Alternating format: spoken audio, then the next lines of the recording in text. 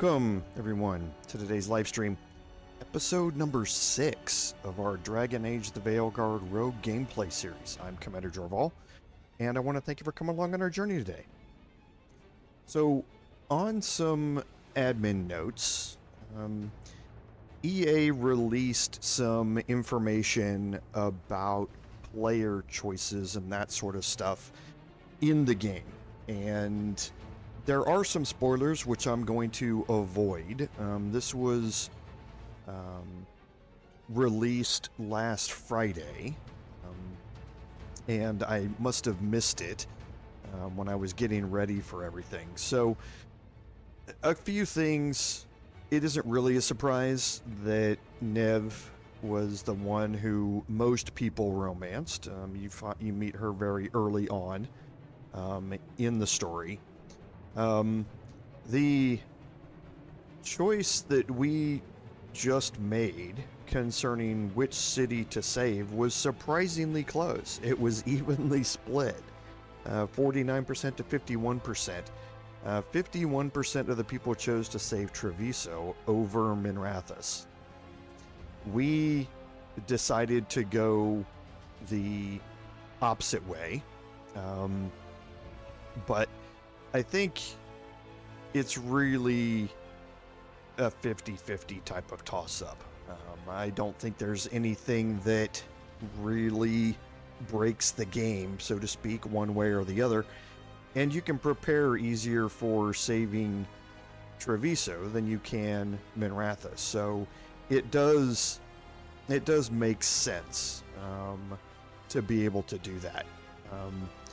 There are a bunch of other things in here about the particular choices that players have made, but most of them are spoilers with the exception of one more, and that's what did people do with the mayor of Demeta's Crossing. 42% chose to leave him there like we did. 36% saved him and 22% banished him to the Grey Wardens. So I think there's a lot of people there that understood that there's another quest line coming, but a lot of people also who didn't know that also understood that he had done some bad things, and leaving him to his fate there was probably a little bit of revenge when it came down to it. So like I said, the rest of it is spoilers that I'm not going to go into, but feel free to look at Steam or wherever you got your game from for the release notes that EA put out about it. The next thing in our admin notes was put out on Tuesday by EA, and that's that Dragon Age the Veilguard is now on EA Play. EA Play is EA's digital library of games that you can play. They have similar usage limits when it comes down to certain titles you can play for X amount of hours, commitment free, and all of that sort of stuff. I don't have EA Play. I don't subscribe to a lot of publishers, library sites, and that sort of stuff, but it is another way to go pick it up. And as part of that, they've also dropped the price significantly. So if you're waiting to get into Dragon Age the Veilguard, now would be a good time to do it. It's 35% off. It's now $38.99 to be able to purchase on Steam. So if you're waiting around watching the streams to get an idea of whether or not you wanted to purchase it due to the price of it, be aware that it has taken they have discounted it significantly now that they've put it on EA Play. So you can get it for a 35% discount if you'd like. So other than that, I think that's it for the admin notes. So on our recap, at the end of last week's episode, we made the choice. We made a choice as to which city we were going to save. We decided to save Minrathous, and we talked about the reasons for that, and today we're going to explore some of the ramifications of that choice, and we're going to start that off by looking at the city of Treviso, where we left off last week. Okay, so here we are in the Cantori Diamond, and you can see things have drastically changed here in Treviso. The blight has taken over the canals, and if we look at our map, we can see that none of the waypoints are available to us anymore. They all have to be rediscovered. And that's because some of them are no longer reachable. However, some others are reachable. And we're going to need to do some exploration here in Treviso. And that's what we're going to spend the first part of the live stream doing. We also do have a new quest that is available to us here. And we're going to go head into the Cantori Diamond and pick up that quest, because it's going to help us with our exploration.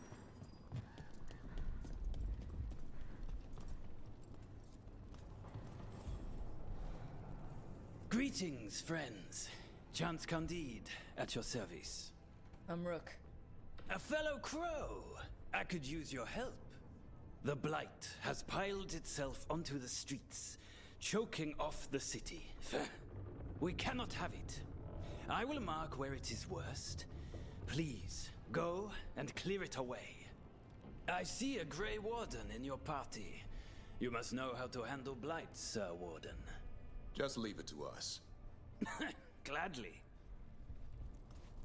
Okay, and this is going to start a city blighted. We're going to track this. And the next thing that you notice, obviously, is like I'd mentioned before, the vendor here is gone. They are no longer here. We don't have access to them.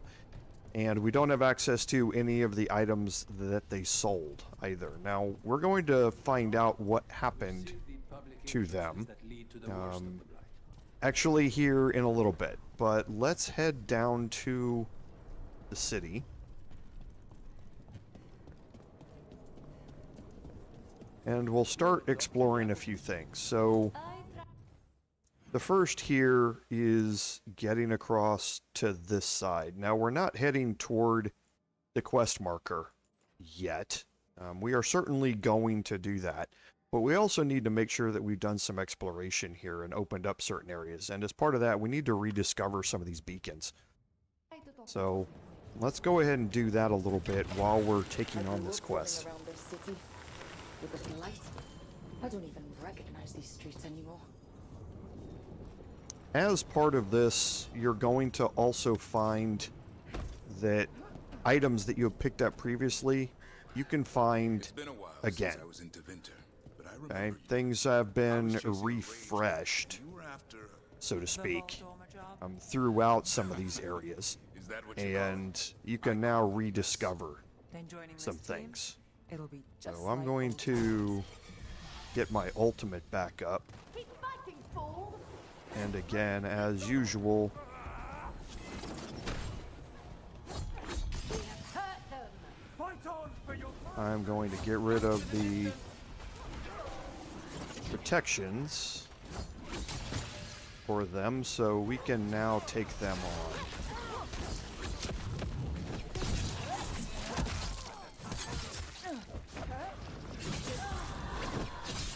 Way to fight, bro.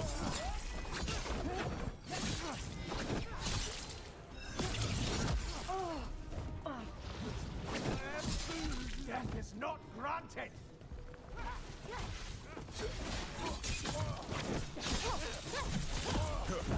Get that health back.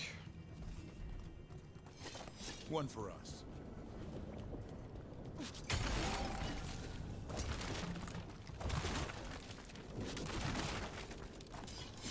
And again, we're not going to go any farther through this area here. We don't want to get into the demon that's in there. Like I say, he is level 25.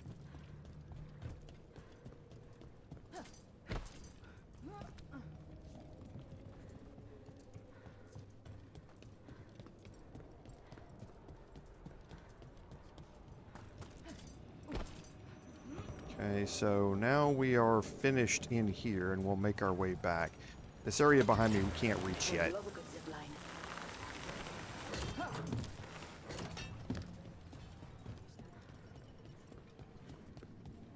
Do want to go down here and look real quick.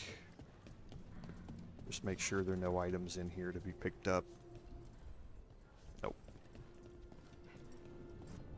Oh yeah, there are a couple.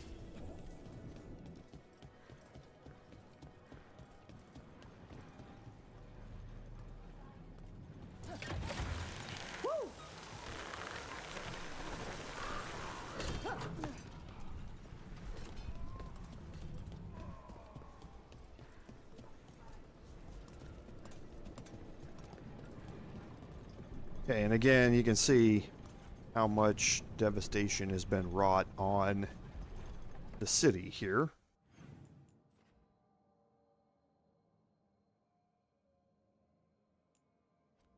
Do want to...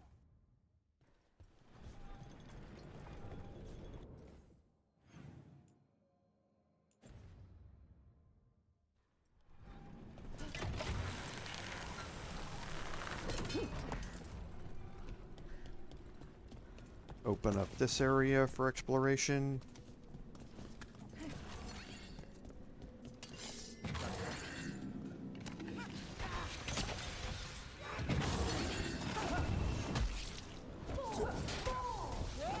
Oh, trapped.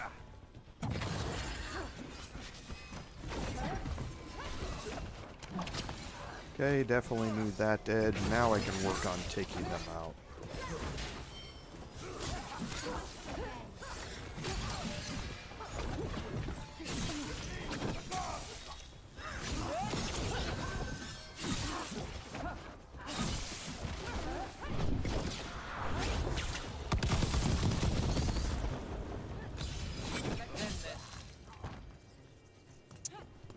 Okay. That room, you have to watch out for the crystals in the upper corner and the one that protect the one in the middle. You can just damage them down without having to do it. Just a little easier if you can manage to take them out. It's just a little tricky while you're trying to do ranged attacks while there's those many enemies in such a closed, confined space.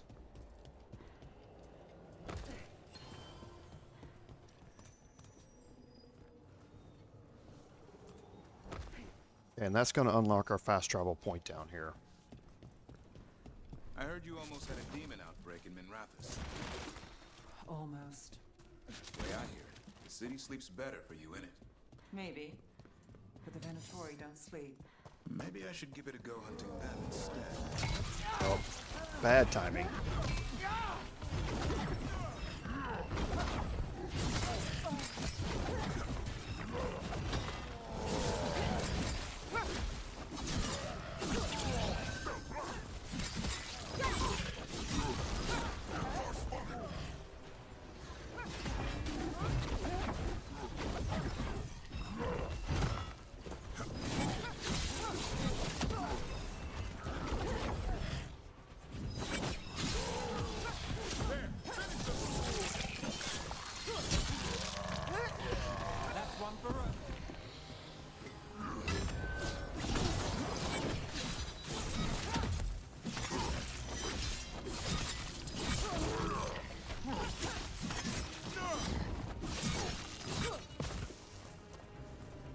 All right.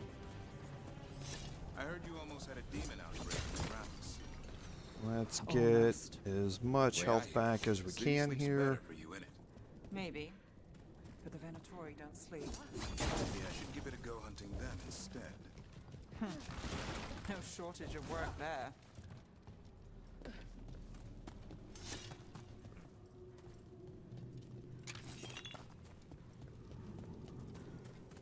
And again, at this point, we're just doing a little bit of exploration around the city, refinding some of these waypoints and things like that. And while we're doing that, we are going to open up new areas for exploration, like this.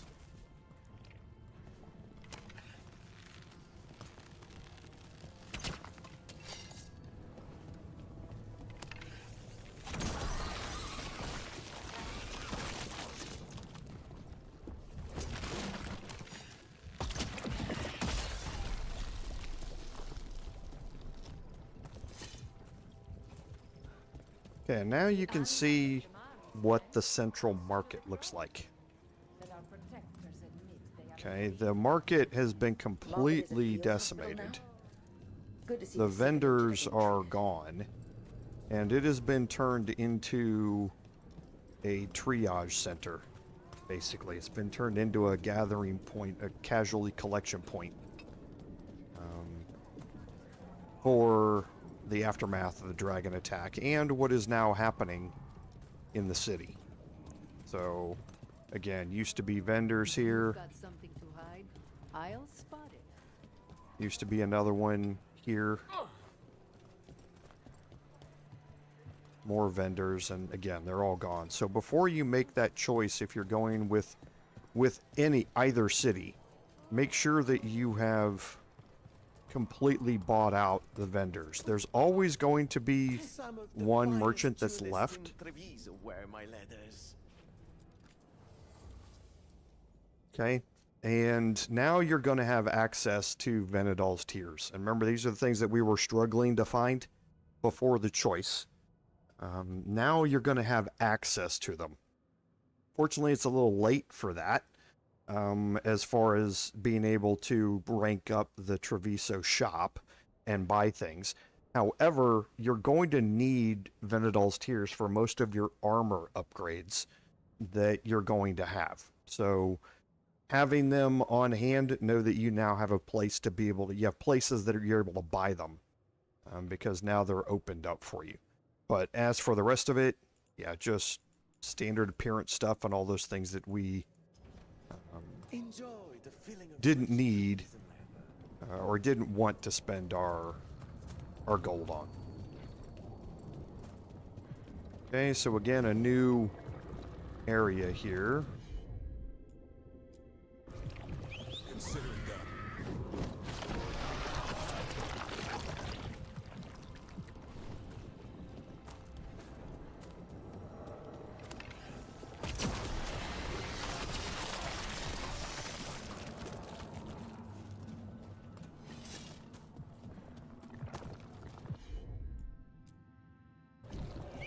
I'm on it.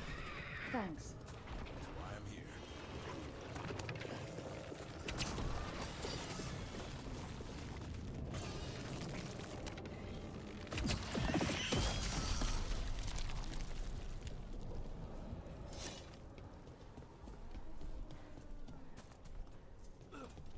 Okay, and all these areas of the city that we previously had access to, we're going to have to find new ways to open them up for exploration again. So there's going to be Blight that's blocking us. There's going to be new enemies that are blocking us, and all sorts of stuff like that that we're going to have to work our way around.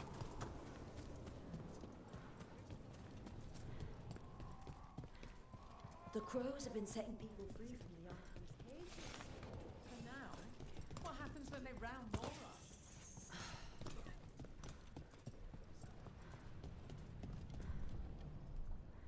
Okay, so there is another waypoint down here.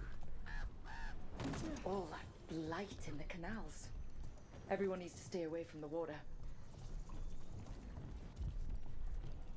Again, a little more exploration because all these items did, or all these materials did respawn for us.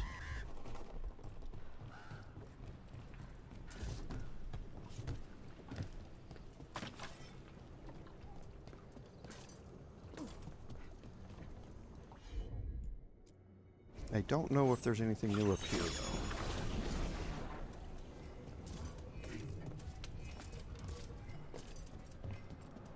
No.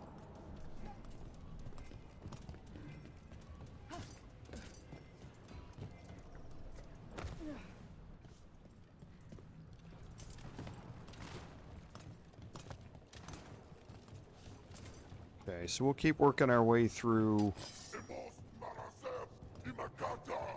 the Drowned district here.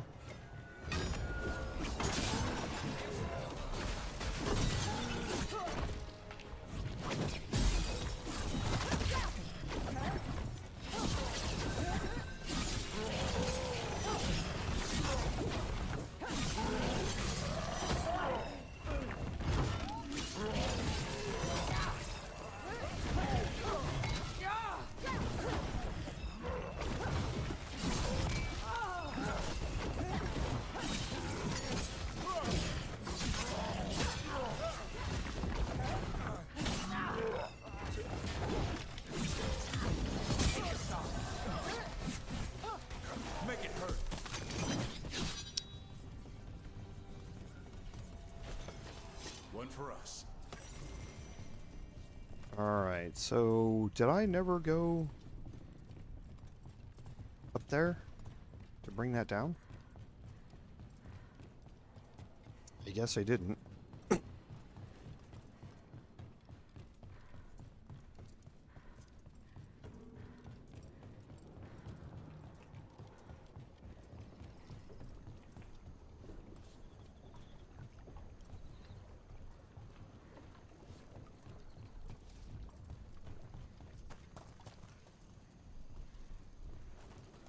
I don't think... No, I can't get up there. That's the way down.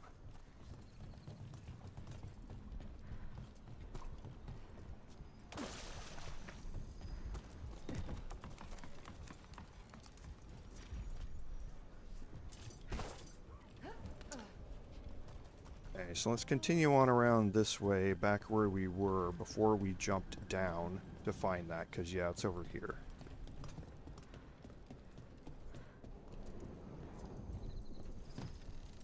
I thought I had brought this thing down. I guess I hadn't. Well, I don't know. Maybe this ladder resets too.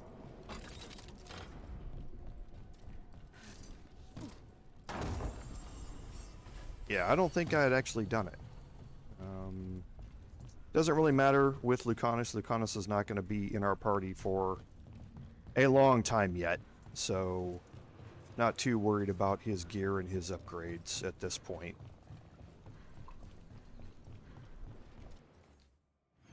Okay, so we finished everything down here, I believe. So let's head back up.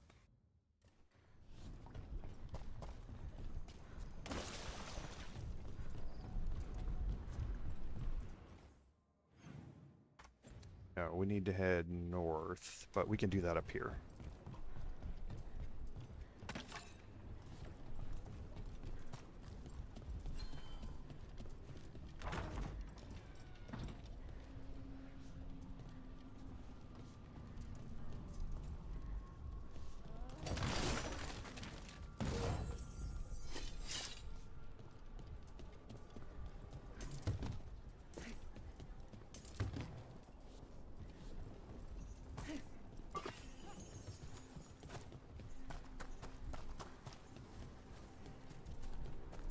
This should open up this waypoint. Okay.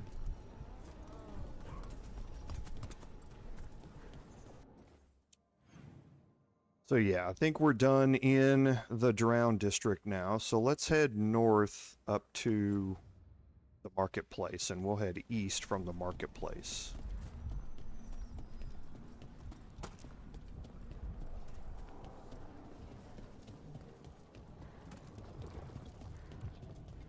And yeah, Treviso certainly, what is that? Healing? No.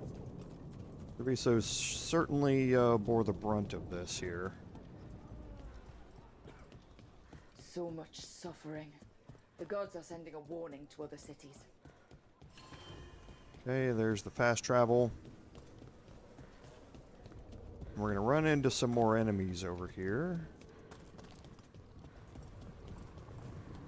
But also... No problem.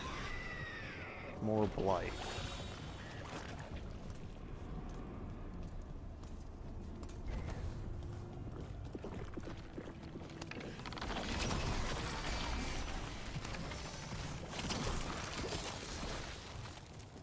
Okay, and there's one more there. Now I remember how to get it.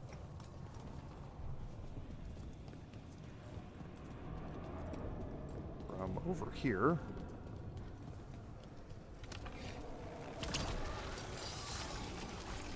And that should unlock that area there.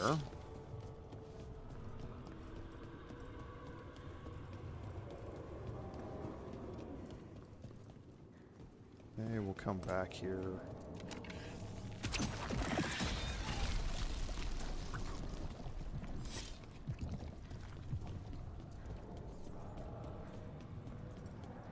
And we should recognize all of this We've been up here before. Let's go check and see if there's anything over here. There's not. Okay, don't have access here yet.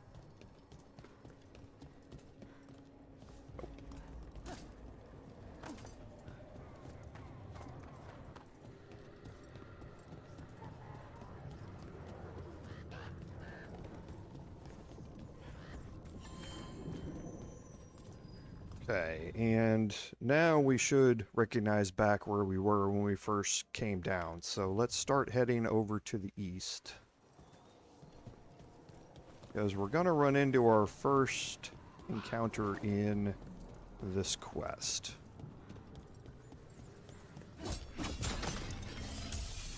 Okay, full health, good.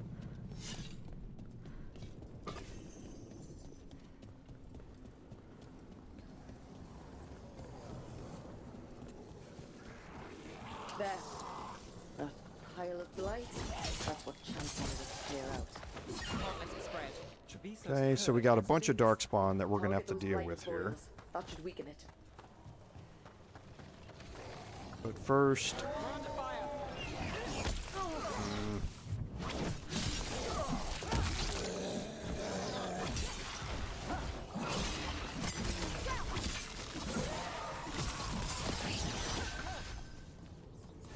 okay, so let's start destroying the blight.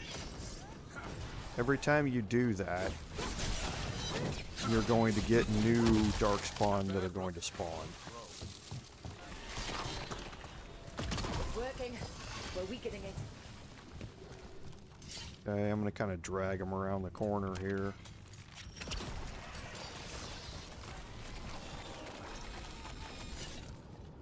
Okay, and now we can destroy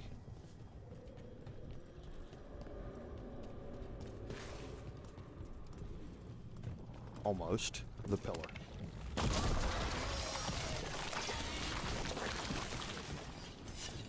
Okay, and I want to get some space for this. And because we are going to have a fight on our hands against a mini boss type of enemy here. So I do not have my ultimate yet.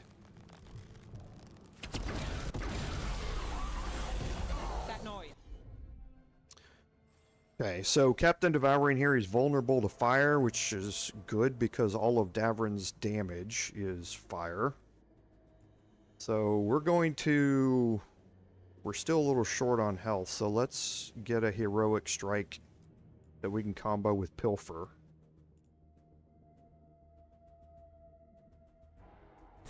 Since when does Darkspawn do that? I've heard some of the new ones do.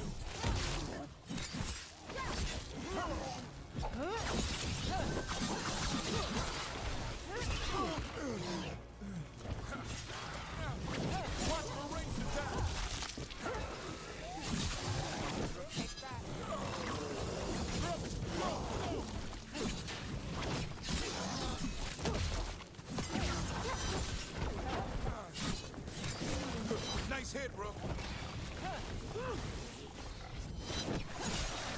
I hate to say it, but we should take a look at that darkspawn. Something was off Alright, about it. easily done. Let's get our health back.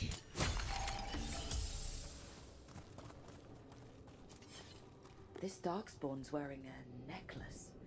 The pendant's shaped like a crow. Specifically like the crow representing House Deriva. We need to show this to Chance. Okay, so we're going to get some Antivan Crows strength out of that. And this is now the only way to get it, because you can't sell to a vendor to get it. But again, like we had talked about last time, we don't need it because we have fully leveled up the Antivan Crows. Okay, so let's just make sure... Yeah, their bond increased, but we didn't level up.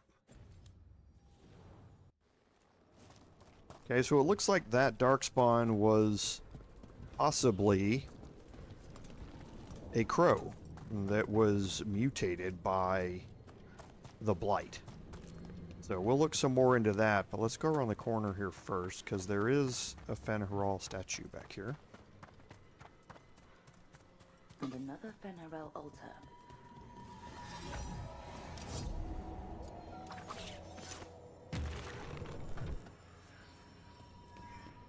Okay, and this one's really easy. It's just down here around the corner.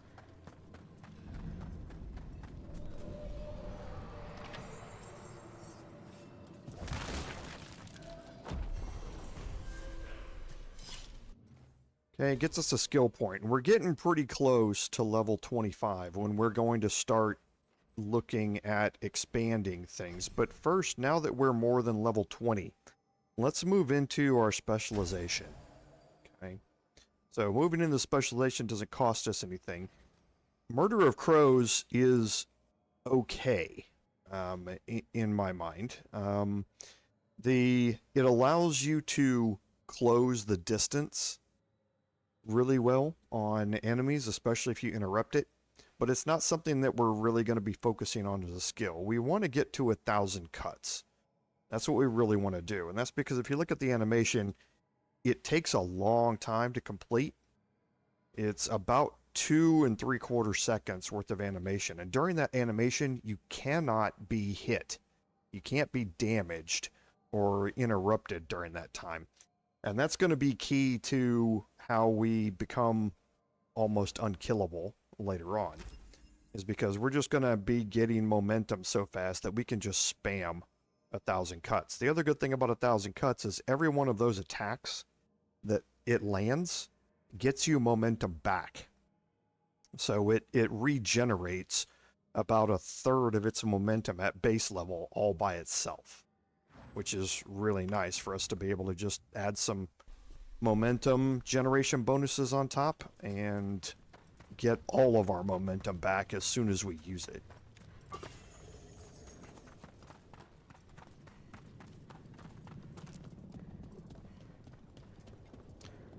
Okay, and now this area here.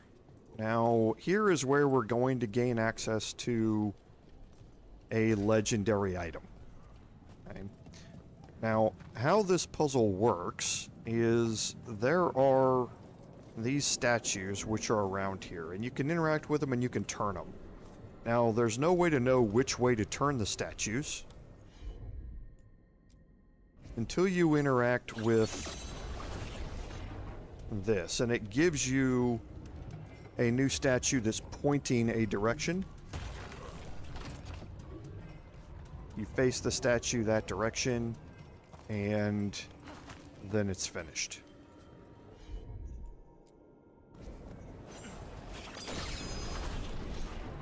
Okay, so the statue's pointing the exact opposite.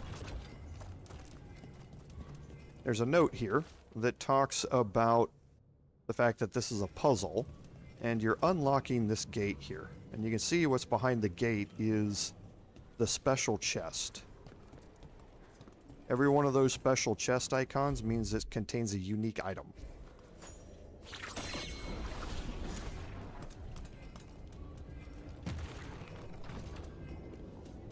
And there's one more to go. And that one,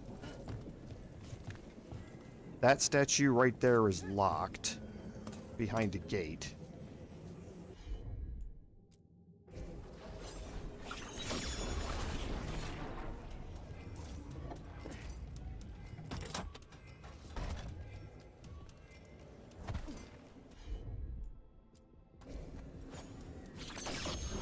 And we're going to use these levers to unlock it.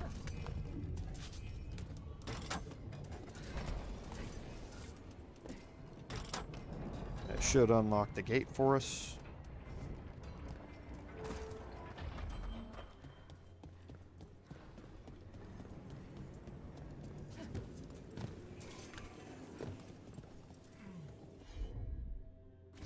Nope.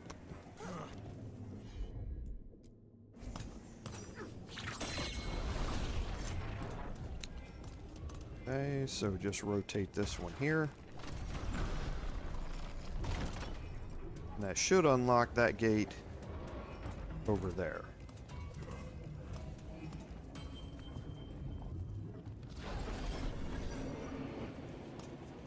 It should. Did I mispoint one of the statues?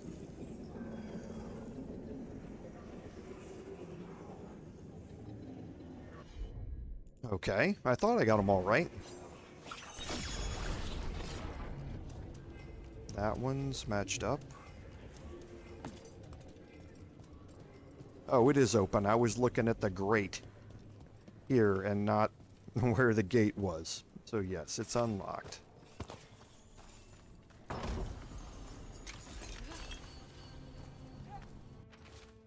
Okay, and there's a note here about the mechanics of it, congratulating us for finding it. We also did pick up the Crow's Perch Medallion. So we're going to start focusing on a particular set of skills. So if you look at the ability here, it's a strike and a control skill. Okay, so building up items that are going to add damage to strike and control skills is going to be critical for us to stay ahead of the damage curve when we start using it. Now, right now, we don't have to swap off of this, but we certainly will. This is a huge bonus to damage and damage to health from that ability. And then down at the bottom of this, gain 25 momentum on critical hits with strike abilities. There's going to be a time where we are always critting. And that means that when we use 1,000 cuts, every one of those hits is going to be a crit. And every time that we crit, we gain 25 momentum. So all we have to do is hit 4 times to get 100 momentum, which is what it costs to use it. And we can instantly use it again. So the Crow's Perch Medallion is going to be critical in how this build progresses. Once we keep leveling it up and we get that last level unlocked, this is what's going to really fully bring the build online. But for now, we're not too worried about it because we don't have that skill yet to use anyway.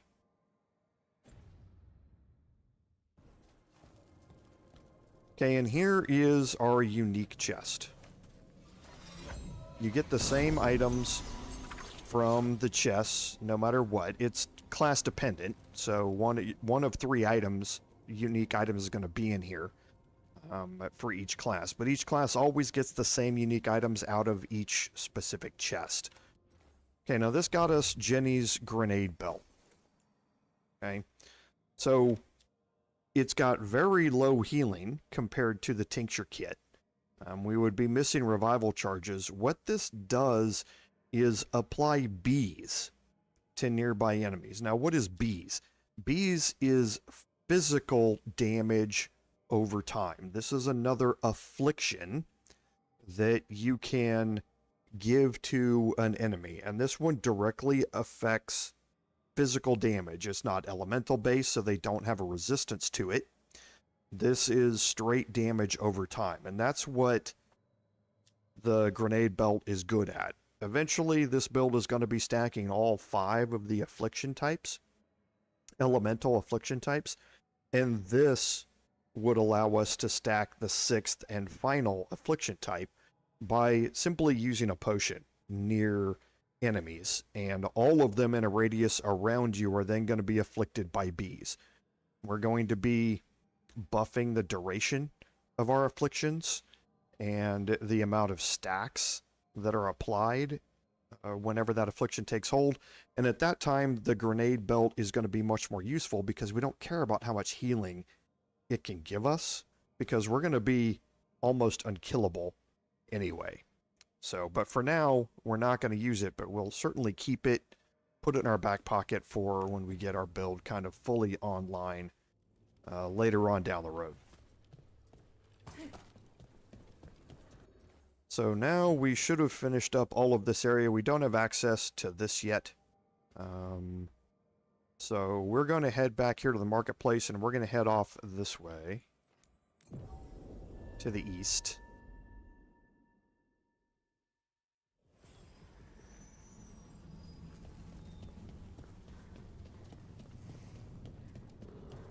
And actually, you know what we'll do? We'll head back and turn in the quest, and then we will continue our explorations. Because this quest is going to be leading us into new areas.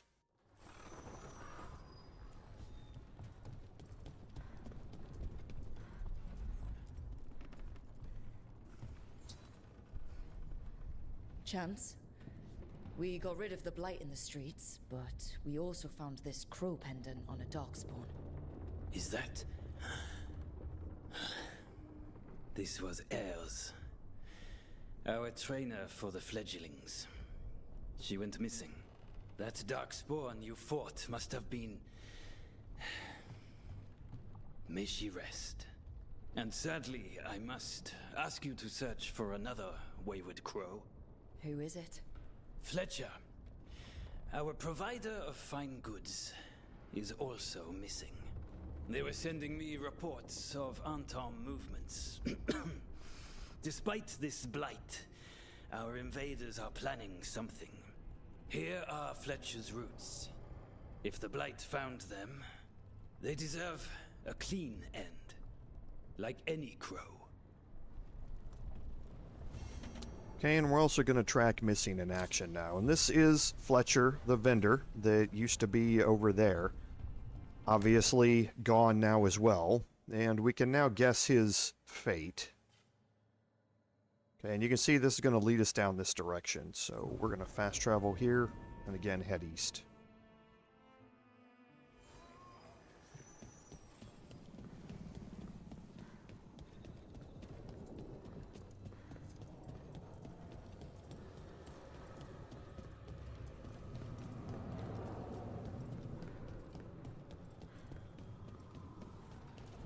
So we'll unlock this fast travel point here, and you can see Darkspawn.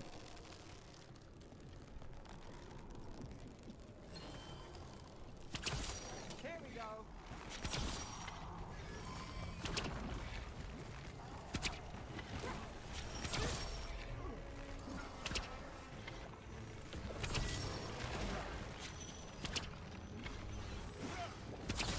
Way to go, Rook.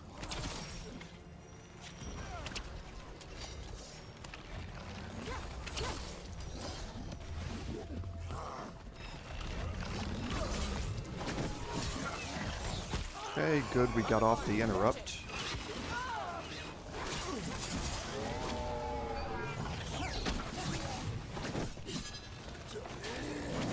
Okay, that inflicts bleeding.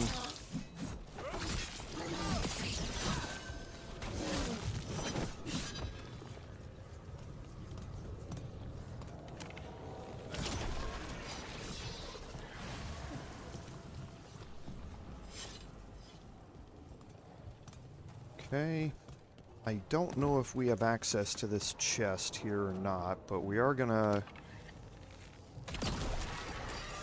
head up here. Because this is where this next quest is going to complete.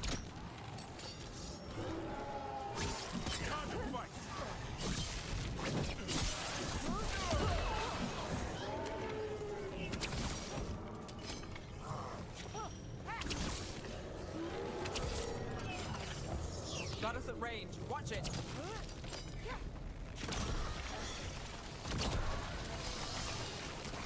And this should activate Pillar.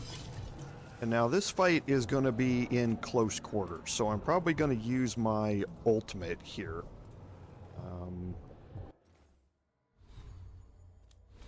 Nope. So here, I'm probably going to swap over to the Murder of Crows. Just because, again, we are in close proximity here.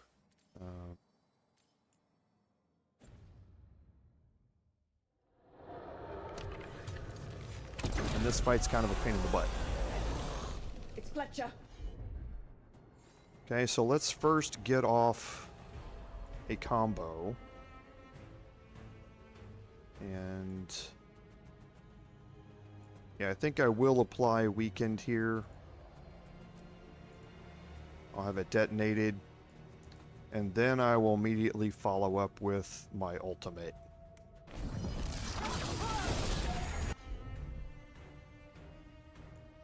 Okay, so actually, let's activate our crystal now.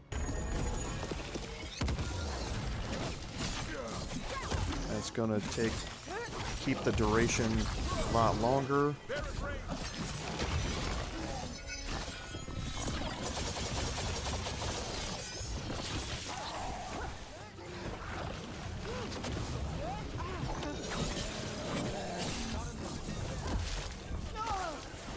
Okay. Get out of there, please. Okay, so let's do explosive daggers and icebreaker to combo it up again.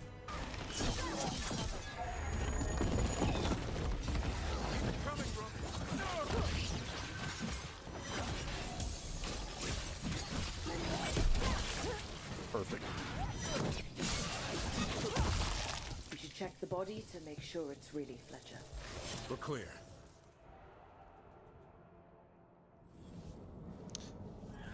Okay, and that's also another good thing to have. Remember, we can combo with 2 different people.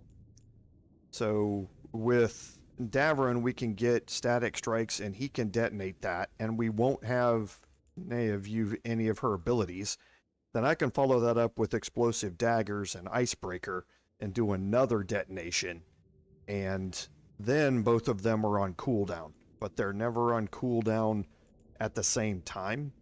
And then if I need to keep my health up, I can always pilfer and do that, because pilfer works on a cooldown, not based on momentum. Whereas static strikes, you can see the cost, it's got the momentum dot, but pilfer doesn't. Pilfer is just on a straight up cooldown timer. A sealed tube with notes in code? We should take this back to Chance and let him know Fletcher's a piece. Okay, and we certainly will, but first...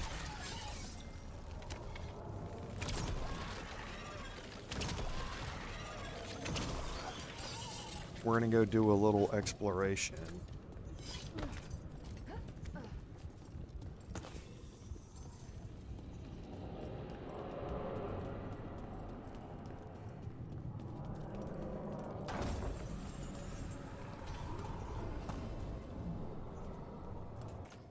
Okay, so the Amaranthian Loop gets us more damage on takedowns. So this is straight stagger based. I'd lose 10% weapon damage, but I gain the takedown damage. I think for now I'm going to leave off. Well, let's look at our second ring slot. It's the bleeding damage, so which we really like. So yeah, I think I'm going to leave it off for now.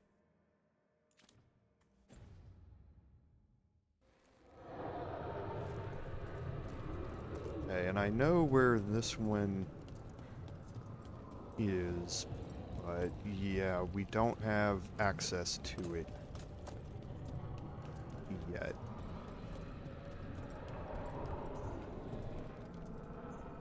Yep. We don't have access to that side over there yet either. Okay, so we've gotten that.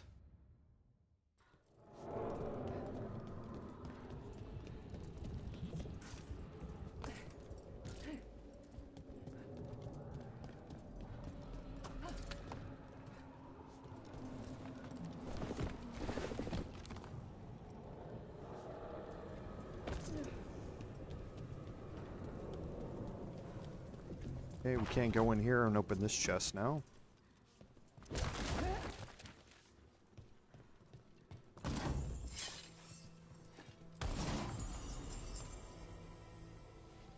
The Recruit Simple Tunic is light armor that I'm not really interested in.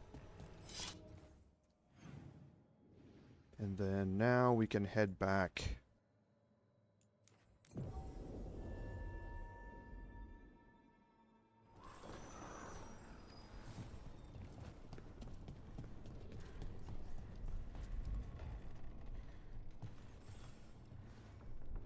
Chance? We found Fletcher. Maker, guide them to your side. But Fletcher also had these notes. Always scrupulous. If this is information on the Antom... Are you alright? Merely a cold. Thank you, my friends. I must now think and figure out what the Antom are plotting. Okay, and you can see down there on the bottom, again, we leveled up some more Antivan Crow strength. Let's look at our skills, because now we should be able to unlock 1,000 cuts. Okay, and when we do that, we're going to definitely be focusing on, because, again, it's strike and control. So strike abilities now grant 50% protection. Strike abilities grant deflect when you defeat them with it. And we're going to be able to go around and look at control abilities and strike abilities. So now this cluster here is all strike and control abilities. So if they're low health, 1,000 cuts is going to guarantee crit. It's going to deal automatic crits against knockdown enemies, which when we get Lucanus back in the party later on, we can use his knockdown skill and then hit all of those enemies with, or hit those enemies with 1,000 cuts, and those are all critical hits. So this is how we guarantee critical hits. And then when we combine that with that equipment, we get all of that back immediately. All of that momentum back. Okay, it also applies necrosis when we use it, which is again part of that stacking of afflictions. And then they deal 100 bonus stagger for versus enemies suffering from an affliction. So we apply an affliction, and now we're automatically dealing 100% bonus stagger. So this little area up here is going to be crucial once we level this, or once we get our level up to 25. We're going to refund some of these skills, and we're going to start focusing on this part more than we are this part down here, because we won't really be focusing as much on some of these other skills as much as we are 1,000 cuts.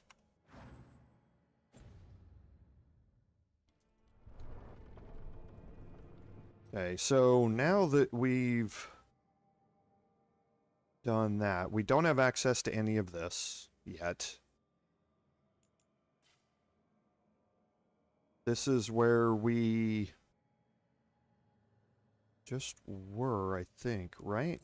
Well, we'll head north. This is through the marketplace.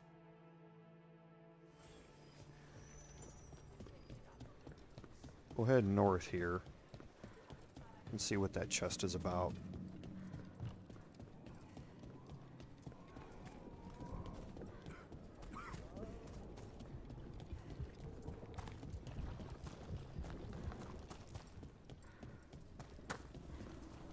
Oh yeah, this is the one that's still locked here. We won't have access to this for a bit, because I don't think that we're able to make this yet. Yeah, we're not able to make this yet. Oh yeah, we are.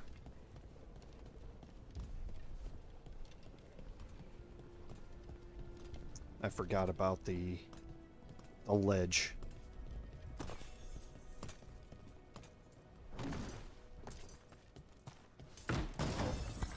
Okay, I know what this is. This is the Antivan Parade Helm. This is heavy armor, which we don't normally use. However, the necrotic weapon duration is really nice. We're always going to have necrotic weapons active at some stage of our build later on. And having the duration is not going to help us nearly as much then, because it's always active. But the 25% necrotic weapon damage and Necrotic weapon damage is doubled versus enemies suffering from necrosis. Remember, we're going to be automatically applying that through our 1,000 cuts. So then necrotic weapons are also going to be just doubling our damage at that point. So once we get back to the full equipment setup, the parade helm is going to carry us through a good portion of the playthrough. We will eventually replace it with a unique, but for now, it will carry us through quite a bit. But not at this point.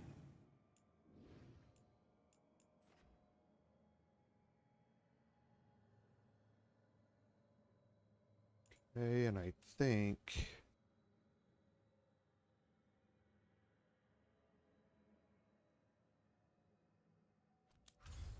that's it for now. Completing the Veilguard is the next storyline quest. We're not going to do the Gate of Deep Sorrows yet. We do have new quests in Docktown. We are going to have to come back here to Treviso for one more quest. But in the meantime, we can head over to Docktown, like I had mentioned, or in the description, and go work out a couple of things over here.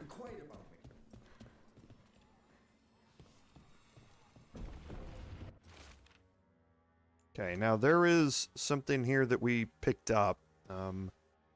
Candle hops are a thing, and this is another reason why I wanted to save Minrathous, because the candle hops disappear, and the candle hop quest disappears with the unique at the end of them if you don't save Minrathous. So we're going to be seeing candle hops throughout various places here, and we'll kind of explain that more as we find them.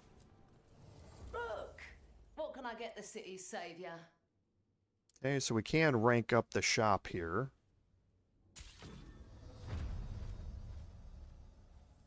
Okay, and again, you can see the Fade Touch crystals is what they require here. We can easily get those before the choice.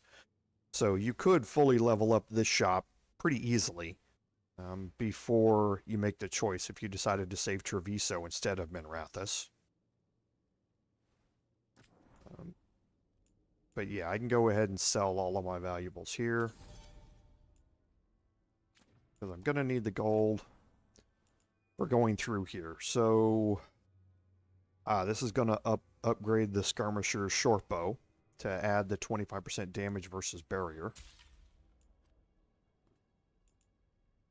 The Helm of Light and Shadow, this is really nice. It's going to add 25% stagger to detonations. We can do detonations really, really easy with this helmet. The Brawler's Decorated Leathers, I don't really use. And then there's a Shadow's Hold is the unique that you're going to get here. It's got decent defense and ability damage. What the real benefit of Shadow's Hold is, however, is the slow time by 30%. This is, you can get a skill that uses momentum to do it. Shadow's Hold does not use momentum to do it. So this allows you to target enemy weak points a lot easier by slowing down time when you're doing it, especially in those dragon fights where you're trying to target the weak points on them. This will allow you to do it much easier once you get this ranked up to level 4. So the Bleeding Shard is the next upgrade. This is going to unlock the final part of our ring. This gives us more duration, and since we're doing more damage versus the bleeding enemies, that means that we're going to be able to do more damage for a longer amount of time. Yeah, this is for Nev, the increased healing. Dragon's Brace we don't use. Okay, gonna definitely buy the Memento. Nothing else here. Don't really care about the... Oh, this is the theme for the decorations in the Lighthouse. Again, I don't really need it per se, and then this is all just appearance items. See you again. Okay, so if we look at our map, our quest is now just straight out here down the walkway. So we'll go out here and take a right. I'm still trying to wrap my head around this whole thing. We've got literal gods walking around trying to end the world. A Grey Warden. Are you alright? You're Rook. I'm Vesta. What happened? I'm here to help the Shadow Dragons, fighting Darkspawn in the Catacombs. There weren't many when we started, but then the others said to run. Get help. We can't leave the Darkspawn if they escape into the city. We won't let them. Just sit tight. Okay, so we're going to track cornered in the Catacombs. And before we go anywhere, we need to change our skills out. I think I'd prefer to swap out Pilfer for... Davrin detonates Weakened. He also detonates Overwhelmed, though. Or no, he applies... Yeah, no, he detonates Weakened and applies Overwhelmed. We detonate Overwhelmed. So he can do 2 of these. So I'm going to swap out one of them. And I would prefer to get 3 different damage types.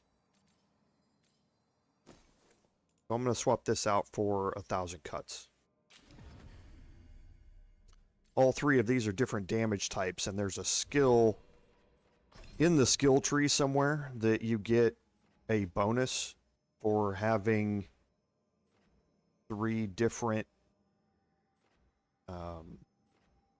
skill types selected for your abilities. I have to go through and look and see where it is in here. But yeah, there is something that gives us a bonus for doing that, and that's something that we'll pick up. Yeah, there it is. Equipping an ability of each damage type increases ability damage by 25%.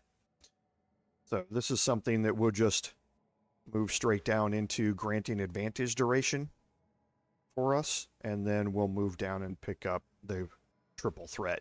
And that will show up as a passive in our list over here in the bottom left. So let's look at our companions real quick, because Nev... Oh yeah, she has a keepsakes lock that's empty.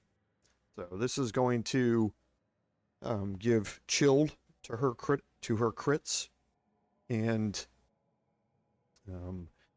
if she kills an enemy when she does it, then it's going to apply chill to all enemies. So it kind of self-reinforces.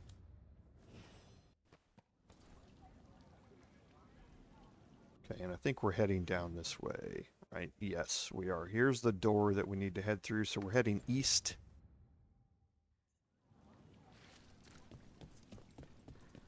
Look up there. Yes, there is a chest up there. Davrin can bring this down. Will do.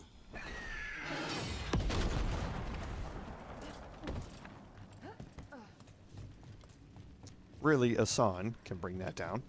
Davrin just points at it.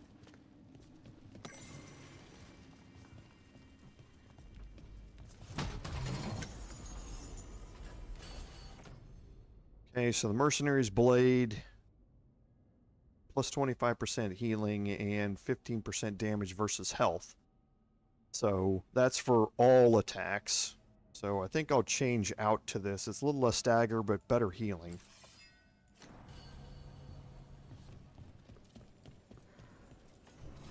Should be another memento.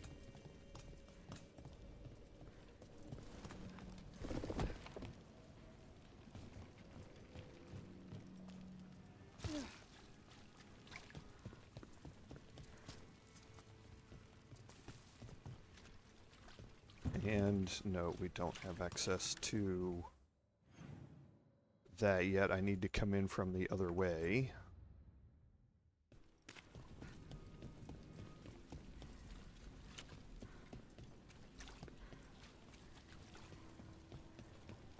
I'm still trying to wrap my head around this whole thing.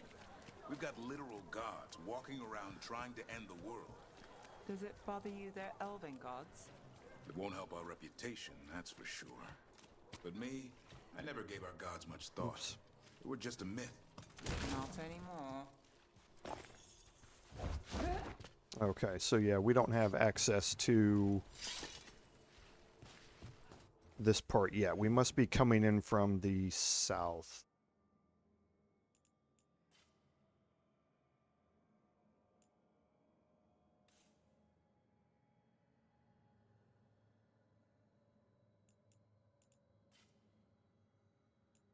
Okay. So, yeah, let's turn around and head back toward the south.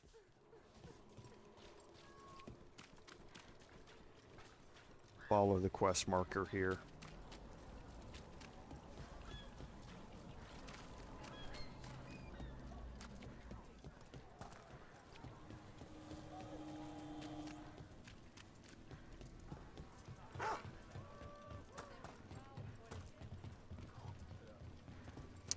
But that's not unlocked yet. Got company.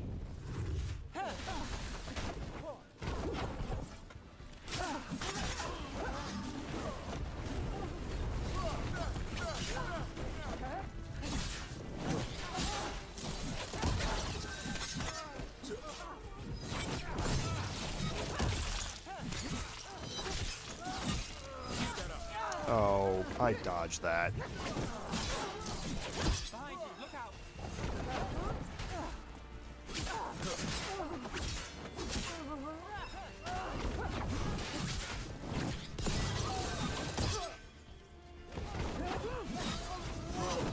Let's stagger one of these so I can get some health back.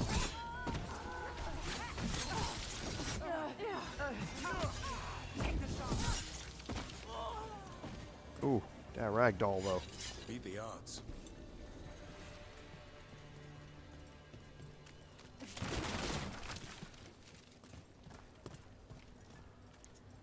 Hey, none of this is unlocked yet.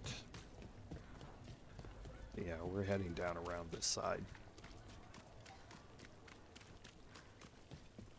To go in through the boat. Okay, so this gate's now open for us. And unlocks a new fast travel into this area. This is where we'll come out.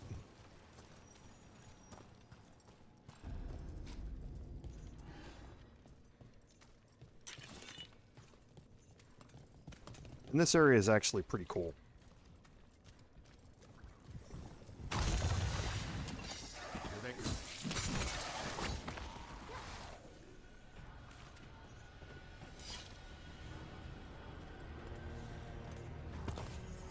Okay, ultimately, that's where we're going to end up going. That's the unique chest over there. We won't have access to this for a bit. Okay. So, the Toss Gullet connects to the route we're mapping now, and they're going to find it. So they're trying to find a way that these connect together, and that's what part of this is for.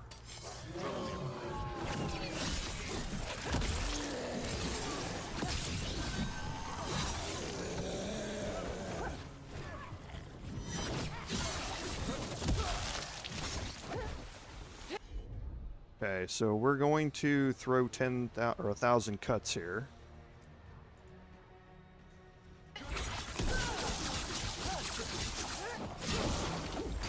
And you can see, if you watch down at the bottom, what it does to momentum.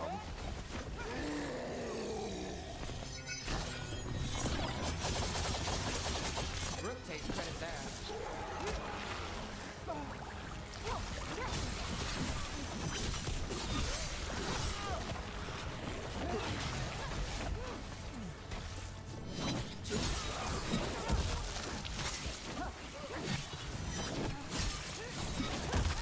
Okay, so let's start knocking these out. So that we don't have to fight them forever.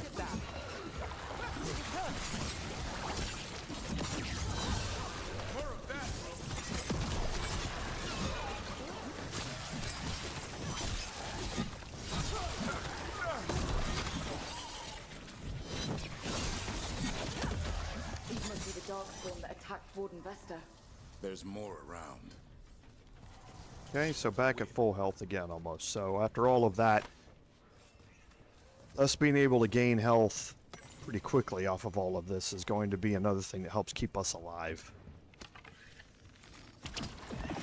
But one thing I want you to watch next time, I'll trigger 1,000 cuts, and you'll watch the momentum bar down there in the middle as we're in the fight, and you can watch it go down immediately, but then as 1,000 cuts triggers, it starts gaining more and more momentum as you go.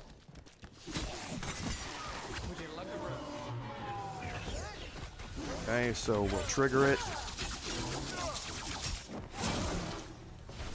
And you can see how we get a good portion of it back after we trigger it. So we lost about 2/3 of a bar there.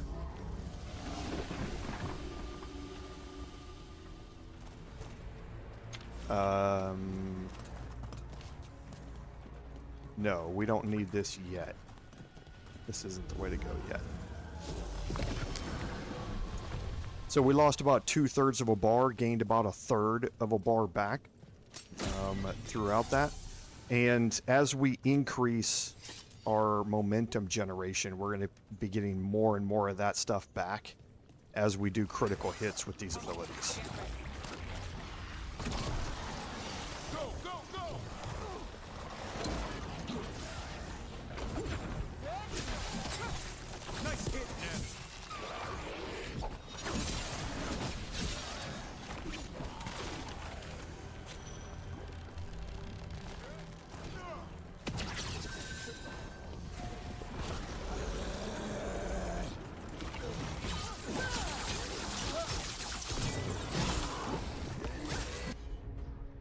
Okay, so we're definitely going to drop a combo in here.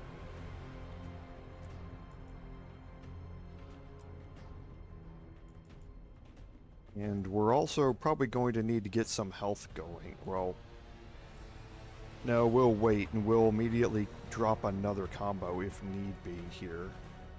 So that's going to apply weaken to everybody.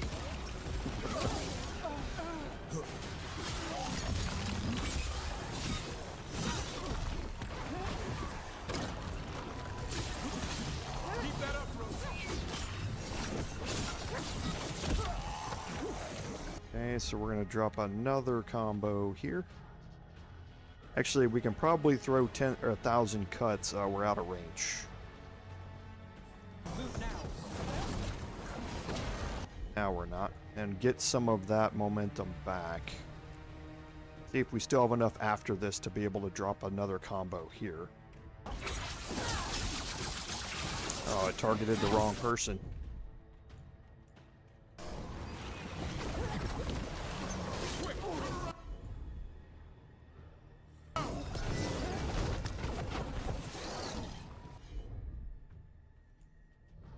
Yeah, didn't get enough back because I got interrupted as well, so we're still at full health though, which is good. Not too bad on momentum though.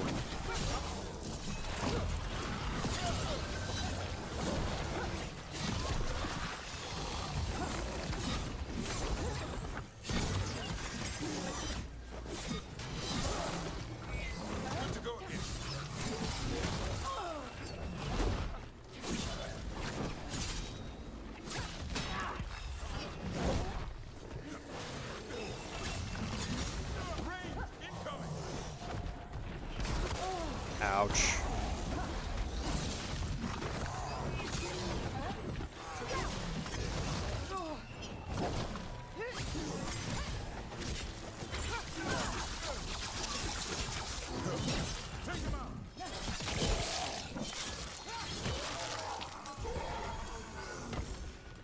All right. A win for us. I really do like 1,000 cuts. Can't wait to get to the point where that thing's just going to become a win, an easy win button. It's pretty good right now, but it's really going to get buffed up once we move our skills up to that upper left portion of the skill tree.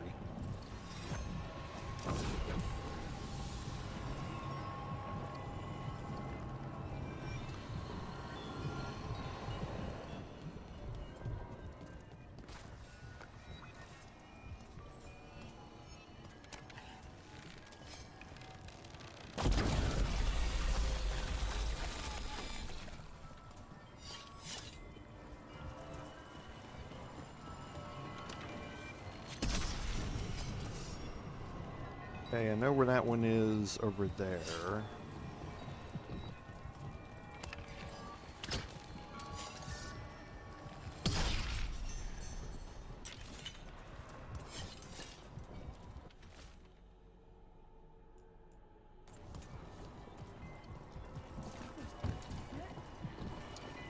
That one we can't get yet until we knock out the Blight here.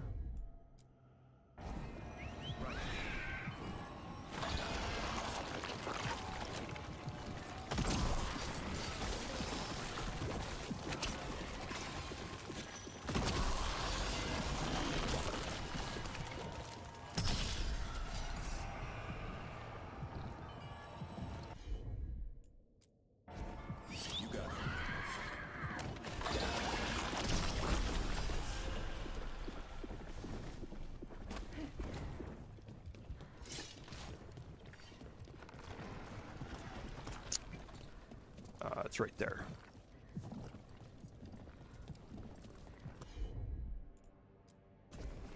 Got it.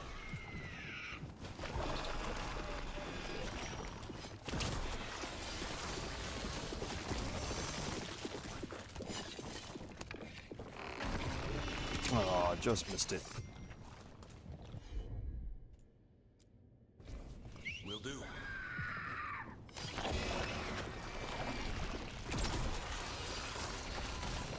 That should unlock this.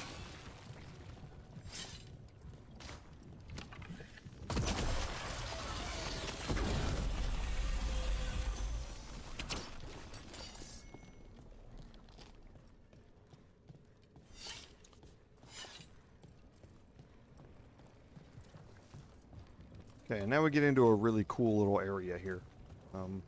Little puzzle solving area down here.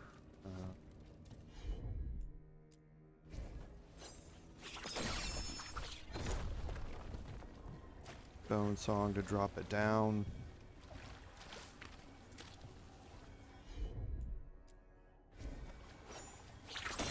That's gonna... Oh, yeah. Forgot. There are some areas of this that don't have any floor in it.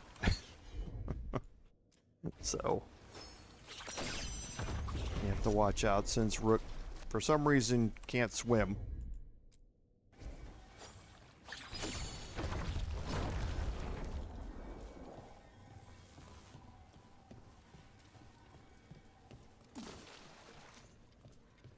Old magic, forgotten relics. There's a lot left in the catacombs and the Blight's twisting through all of it.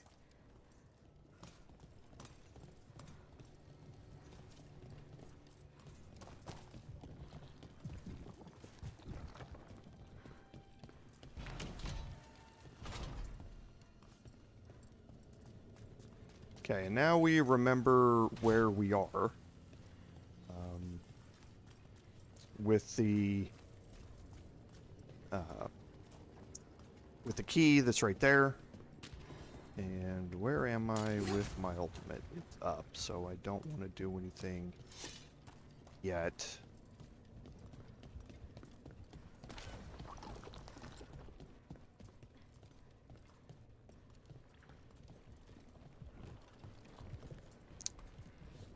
It's this one.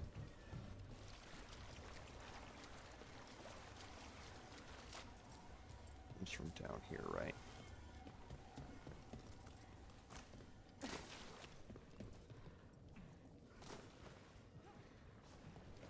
Yep.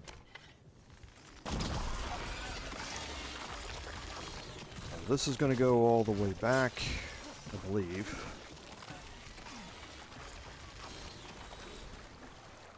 To unlock this. An elevator. There's more blight where it leads.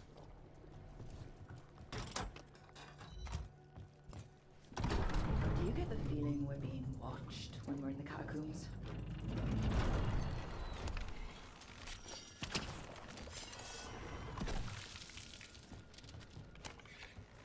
Don't think we can hit this from this side.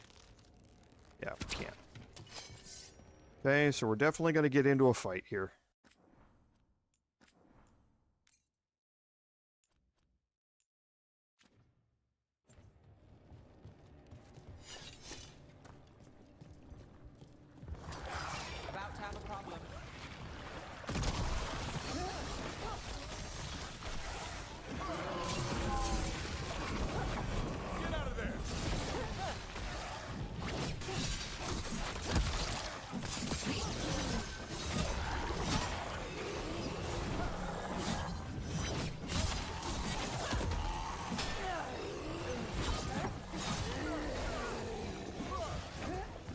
I got 1,000 cuts interrupted.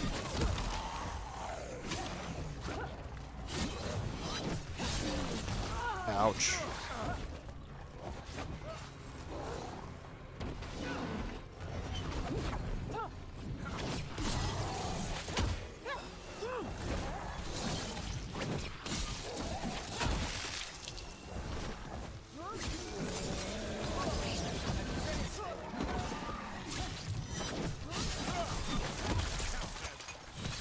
Okay, that should stop the enemies coming out of this one.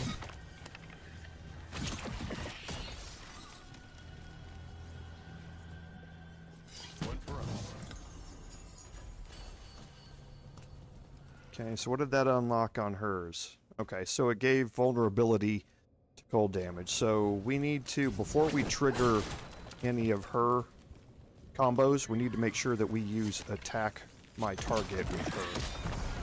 That's the last of them. We should tell Warden Vesta.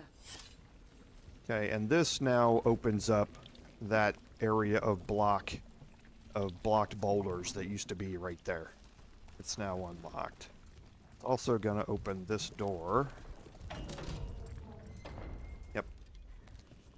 So We're back in Docktown proper. Always good to know the shortcuts. the thing is whether or not I remember how to get across to that other side.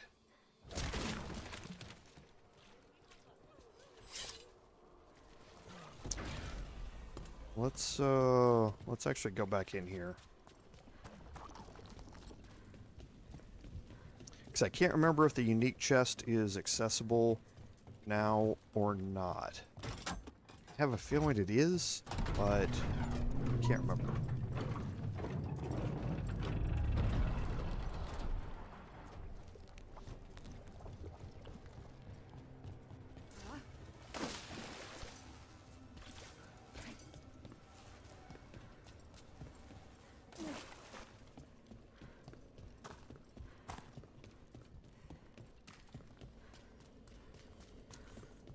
Here we are back here. There's where the key is. This is where...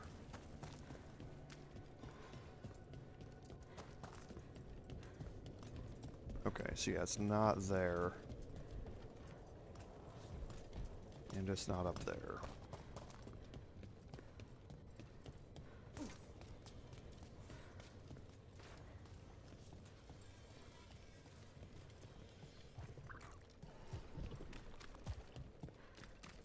Yeah, this is where we came in.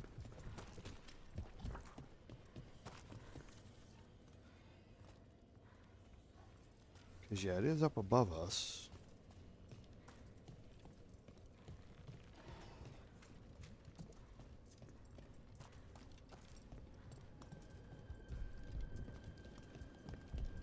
I don't think it's down here.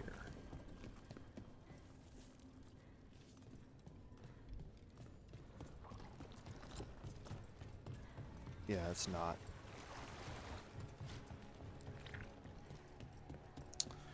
Yeah, pardon me while I do some exploring for a little bit. I didn't write this chest down in my notes for some reason. I'm not entirely sure why.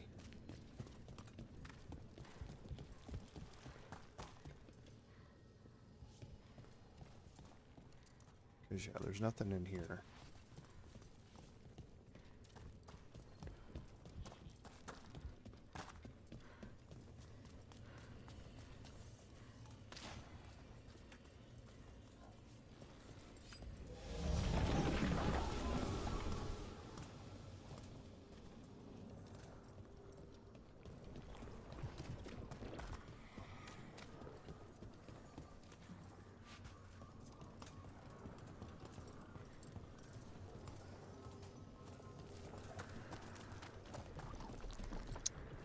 Yeah, it's here.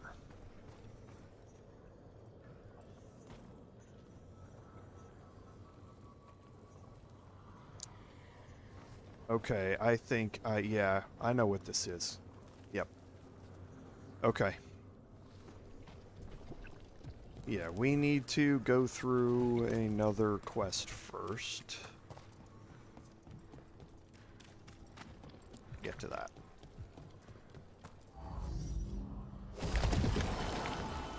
And that will open up, it will open up a new area for us that we can use that key back there in conjunction with it. So let's go back to the Warden.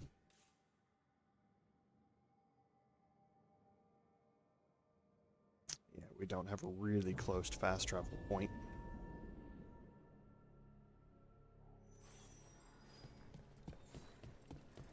You had me followed.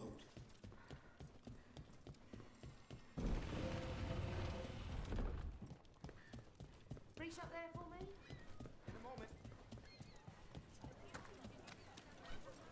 Nev, what do you make of Rook? New to the game in some ways, but seems to know what she's doing. Oh, we're good. Vesta, we got the Darkspawn that attacked you. They won't get into the city. Thank you. The Wardens will be glad to hear it. As will the Shadow Dragons. Quillen, by the way. I'll ensure Vesta gets the healing she needs. Good. Ducktown owes her for the warning.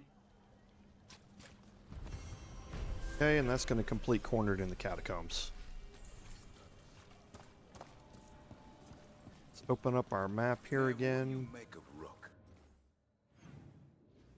And because this should have opened up another quest, which is just to the north and east of us. New to the game in some ways, but seems to know what she's doing. You know, you're talking about me and I'm right here. That's what she's doing. Are you testing whether I'm hard of hearing? Thank you. Don't mind us. Just seeing if the boss is a good listener. I am now. That woman.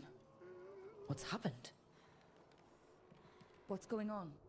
My husband, Atticus, he was going to the Snake Nest, said he needed to help a friend, and he never came home. But when I ask inside, they say he never arrived. They're lying. I know it, but... What's your name? Sabina. If we learn anything, we'll let you know. So the Snake Nest... Used to be a busy place. Word is it slowed down. It's worth checking out. Okay, so we will track the Snake Nest deal, and this is going to open up a new section of the map when we get over here. So...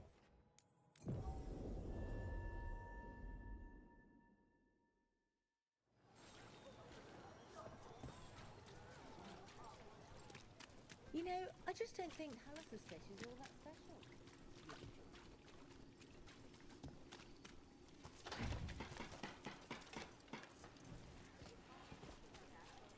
You think they'll talk? We've set up a place to meet. Okay, and here's the Snake Nest. So we now have access to the inside of this, and that door's now unlocked over there. Let's look around, see what we find.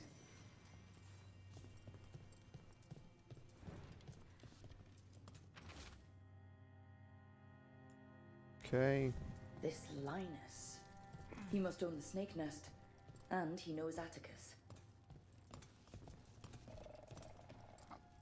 I don't think we'll get any answers from him.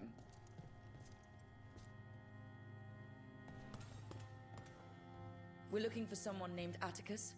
Haven't seen anyone. He was meeting someone here. He disappeared. Yeah? People do that all over. Well, I'm still looking into it. Wasting your time's your business. Okay, so she's not being very helpful at all.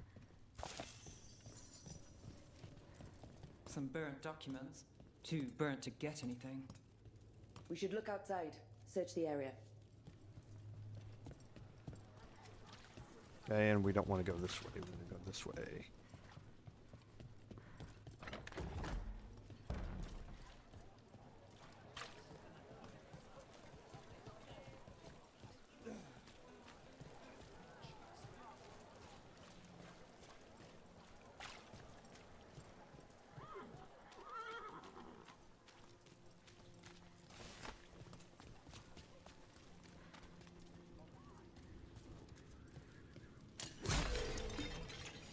Okay, all full on potions. What happened here?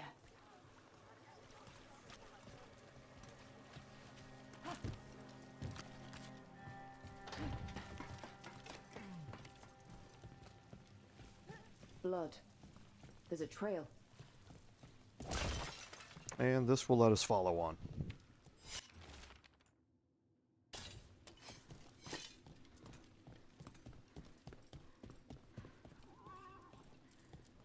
A blood-stained shirt.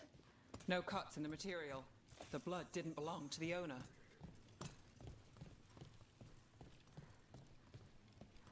Take a look at that. A sick kid. His father thought Atticus could help, but something feels off.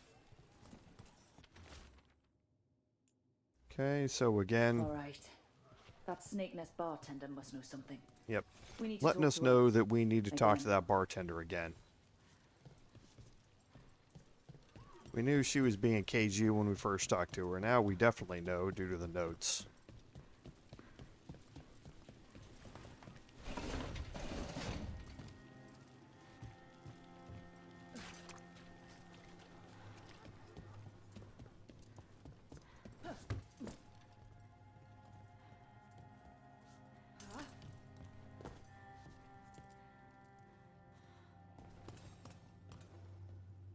A man named Atticus came to the Snake Nest. We know he was headed here. That your boss, Linus, knows him. We've been to Linus's home. All right, it's the boss. He's been acting weird since the kid got sick. Urgent meetings, always checking the storage. But you're Nev Gallus. If you think you can do something, I'll let you in. I'll do what I can. It's across the road.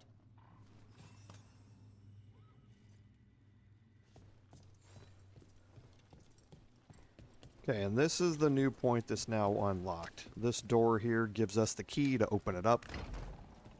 And this will open up a new area in here. The bar storage. There has to be more here. There is.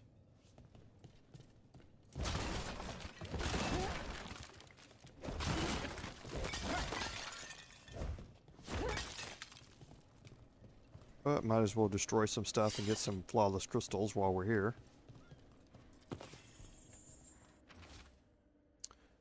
Okay, payment always made below.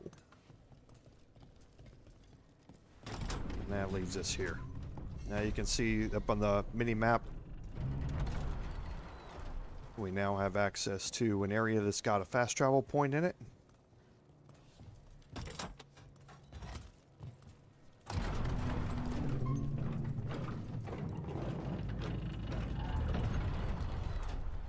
All this under the bar storage? If that's where the quarry is, then in we go.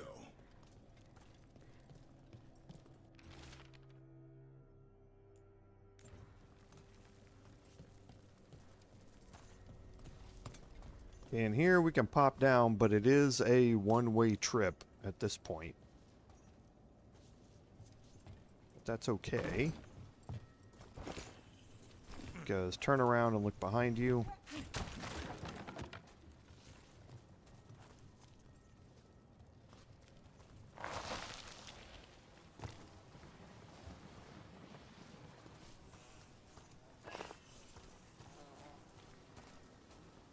And now this is rather macabre.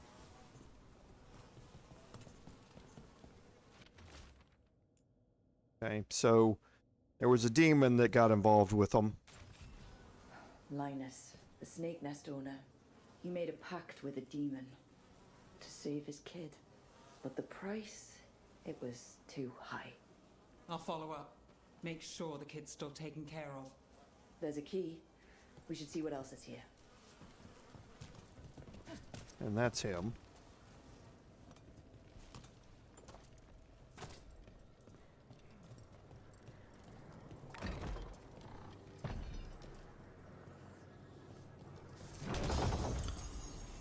Okay, the gabardine overcoat. She's not wearing this right now. Detonations are wider. Next ability does 15% damage per enemy hit by it. No, I don't think that's a big deal. I like the frozen ability. that detonations give us.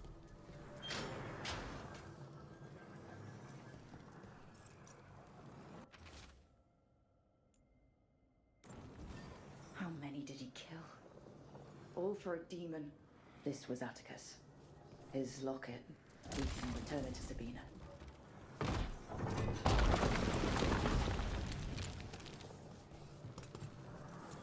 Okay, so we got 2 keys here.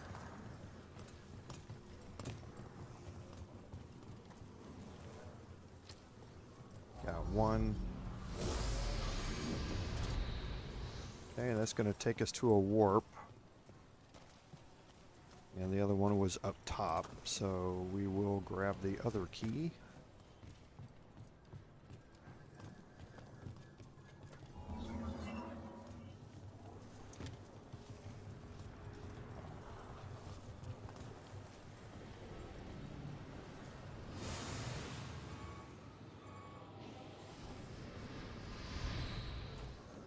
And that takes us back to the top where we were, and that will build the bridge across to the fast travel point.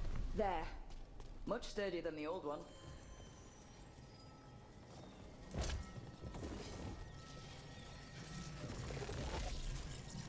Okay, nothing we can do here.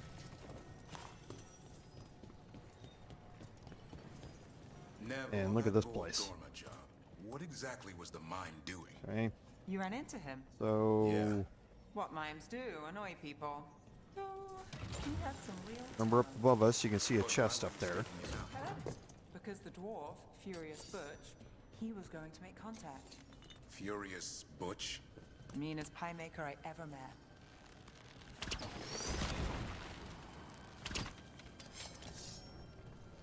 Something sealed past here. The magic is strange.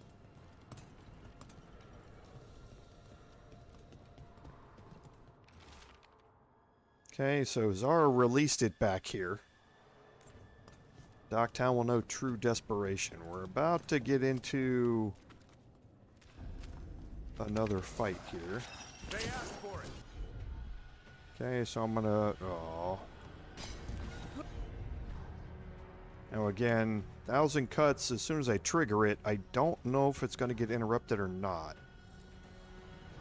We'll see. Yeah, see, it can't be interrupted.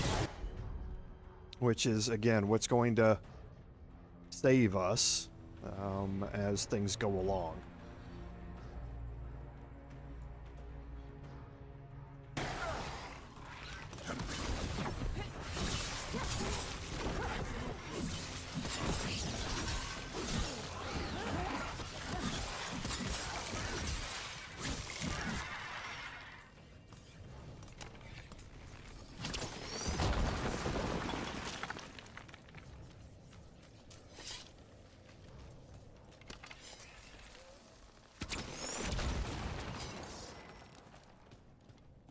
Okay, there's the lever up there.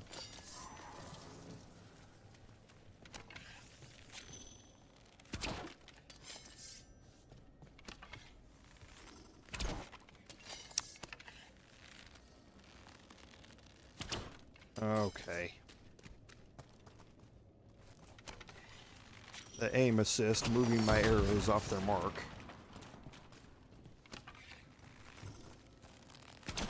There it is.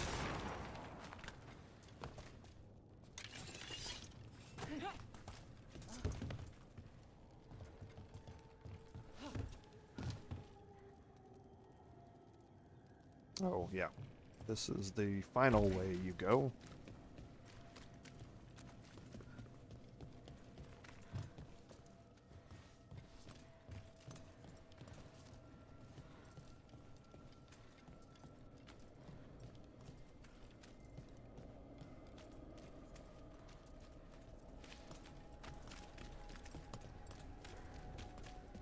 Yep, because there's that.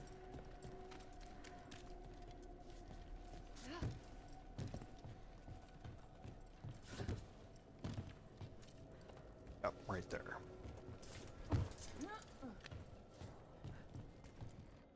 Always look behind you in EA games. This should bring the beam down.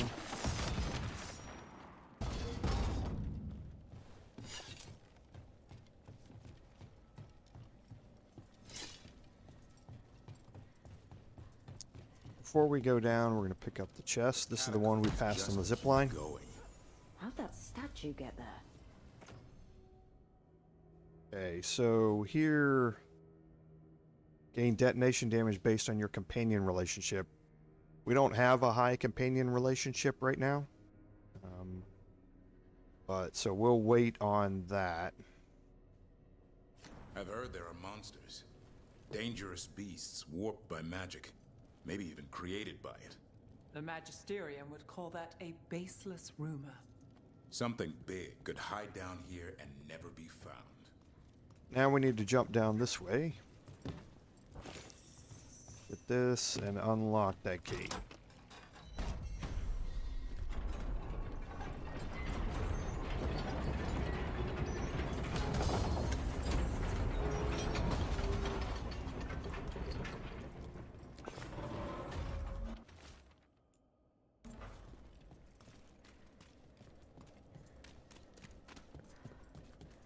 Okay, and now we can head down this side that we opened up previously. And now we have access to another key. Which part?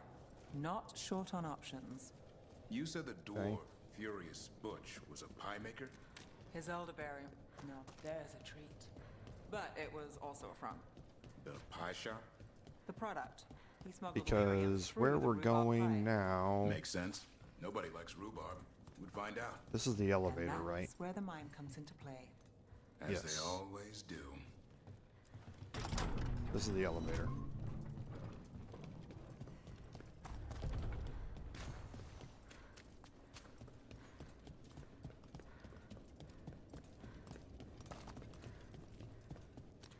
I think I have all my ultimate. I do.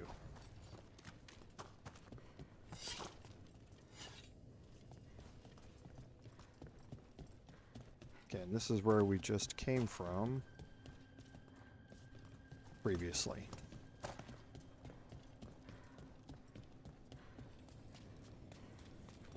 Okay, so now we're going to end up needing to use that key.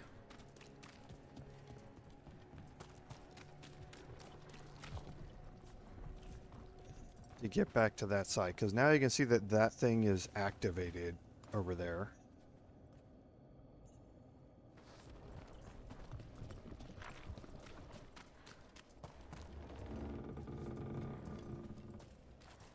It's that right there that needs to open.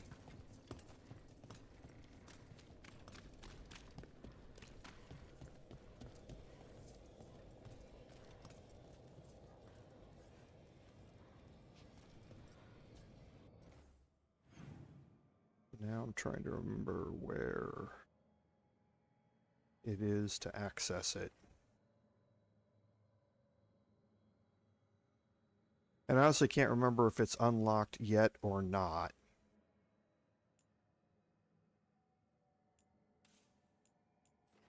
We can go talk to Sabina. Let's go do that, and then we'll see if it unlocks that other spot down here. I played this a long time ago in my personal playthrough. I've been really enjoying the game, so I've been playing further ahead than I normally would, so I don't remember a lot of the stuff that I did 20 or 30 hours ago in the game.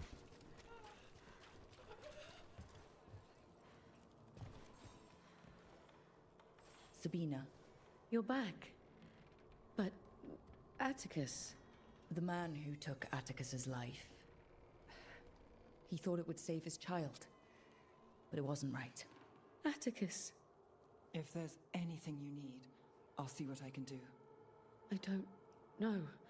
I need time and to put his name on the wall of light. Thank you. At least for letting me know. Dogtown's desperate are being targeted, then falling victim to demons. The Snake Nest owner, the people Compassion found. What if it's all the work of the same demon? It's a good theory, and bad news for the people it targets. If we keep up the work in Dogtown, maybe we'll find more. And that's going to complete the Snake Nest deal. Now that's going to get us some more Shadow Dragon strength, and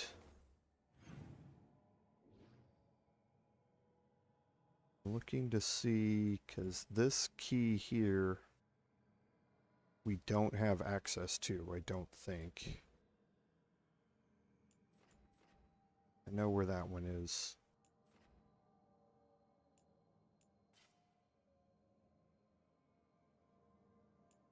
Let's go back here and see. I think I know what this is, but we'll head south and west.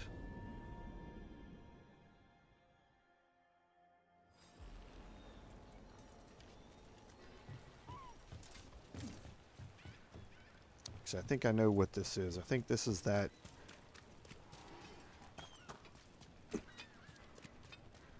Yeah, and it's still not accessible. Here. And we didn't end up coming back out of this. Oops. Because the ladder is still up there.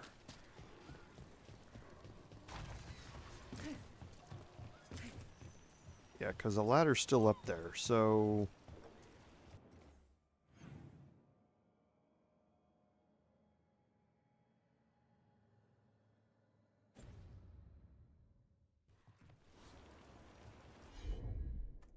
The way up here I haven't come down this way yet.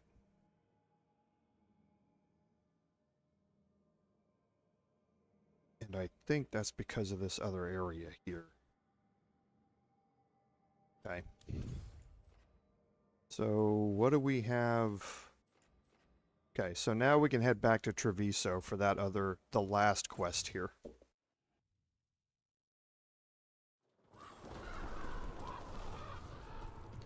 And Chance should be gone. Yep, Chance is gone. Remember, he was coughing. Makes me sick. Seeing blight every time I look out a window. I will never. Rook, you must find Chance. What happened? He was here earlier, deathly ill, saying he had to see the market master. The market is filled with the sick and injured. If Chance is blighted, or about to become a darkspawn, find him, Rook. We'll stay here in case he returns. Come on. Okay, so we're going to track this one. This is the last set of quests from Chance. And it sounds like Chance has turned into a darkspawn. So we're going to head down to the market. Come on. We have to find Chance before he gets to the market.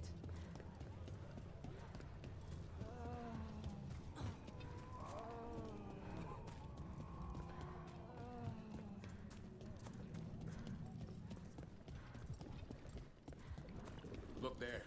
Who killed all those Antan? Did Chance do this? He was going to see the market master. Let's find her. Okay, so he killed a bunch of Antan while he was here. That's not a bad thing.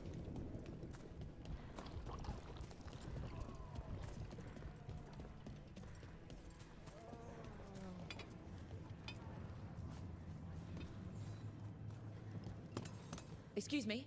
Did a crow named Chance come by recently? He saved us, is what he did. The Antam were planning a raid to steal our supplies for the injured. We heard them right outside the gates. Chance dealt with the brutes before they even set foot into the market. And he left you a note. Okay, so it looks like he knew that his time was running out. And he wanted to get as far away from everybody as he could before he gave in to the blight. So we're going to head out to the down district now, the drowned district now. Blighted. He asked us to make sure he doesn't hurt anyone. He's waiting for us in the drowned district.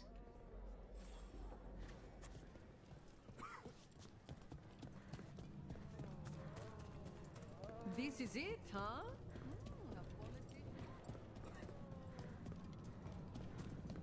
We're close to where Chance's note said he'd be.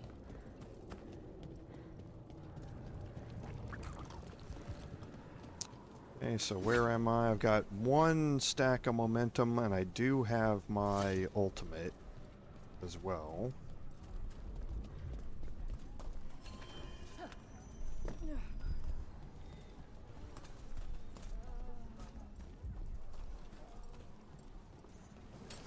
There's a problem.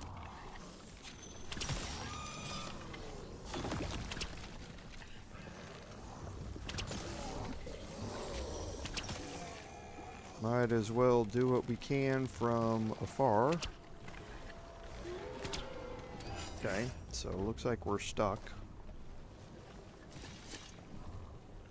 Okay, so let's drop a save here real quick, because this one does get hectic.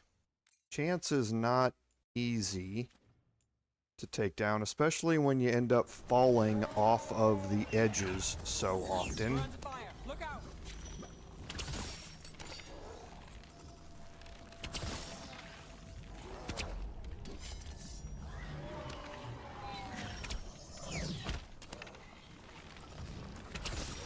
Way to fight, Rook.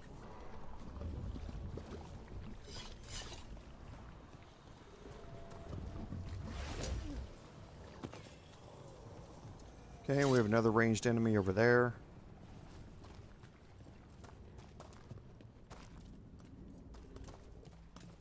Can't get this chest while we're here because this door is now unlocked.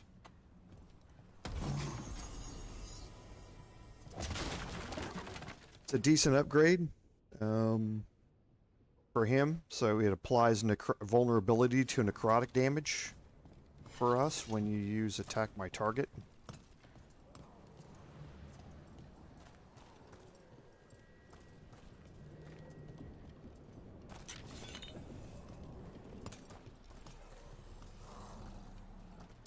Don't think anybody over there is within range. They're not. Okay, so we'll head over there. Get into a fight.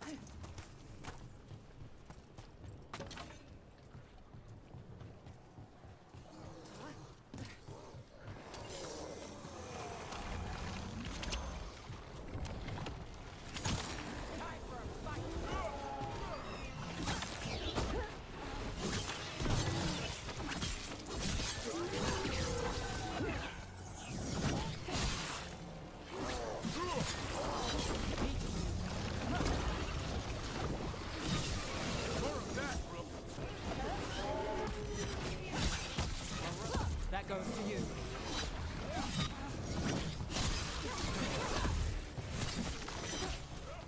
Okay, should be the ranged left as well. Let's get rid of this blight boil here.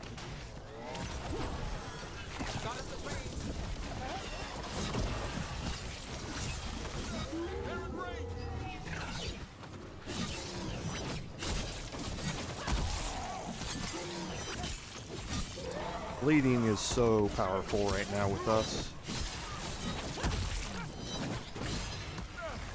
Good job, Ned.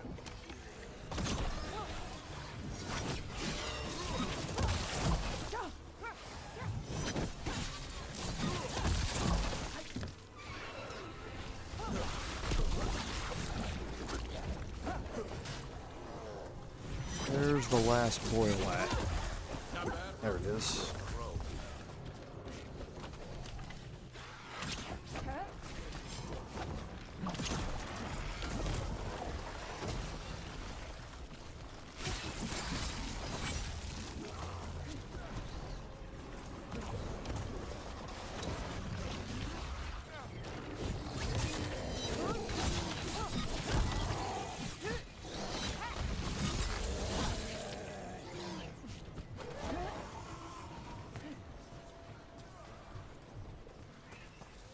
Okay, so let's get our...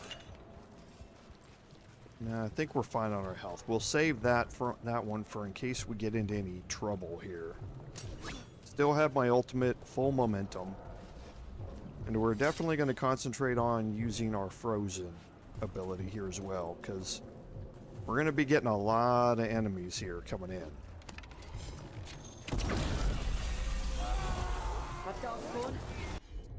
Okay, so let's start with Weakened and Death from Above.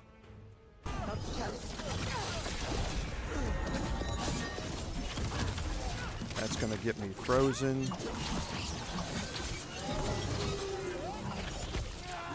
Watch for ranged attacks. Okay, and now we're going to drop another combo here. with explosive daggers and icebreaker.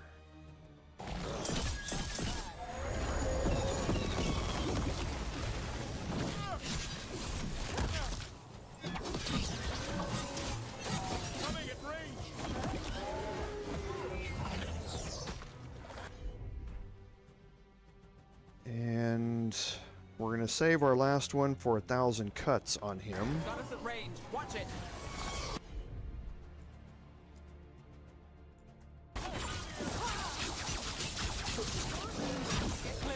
Because again, we can't be interrupted with that. And we can just knock them into the water. Ow.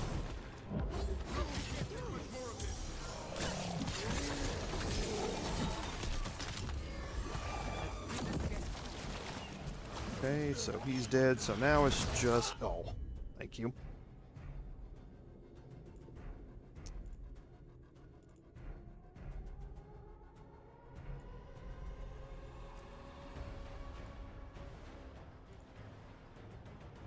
Now let's knock down... I don't know if he's knockdown enabled or not, but we'll have Knave attack him to apply vulnerability. It's on now.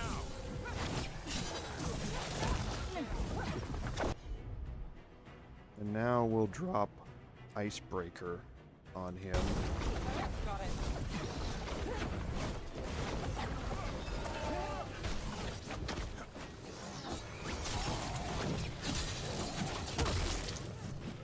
Whoops. Oh, come on. That wasn't cool.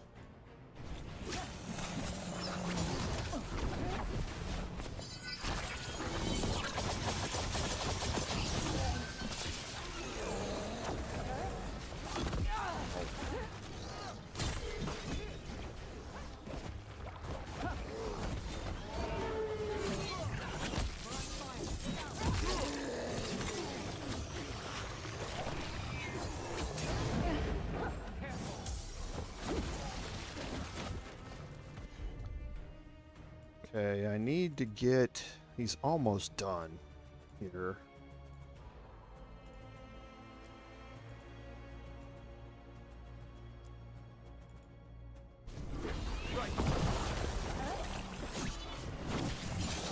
There we go.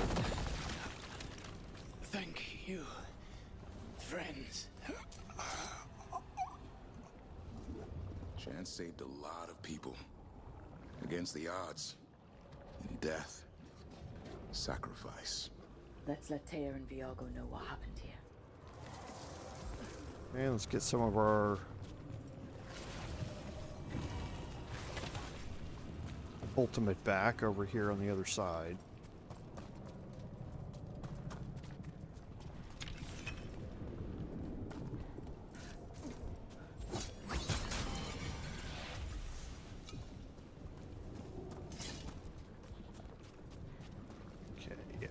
That's it. Let's fast travel back.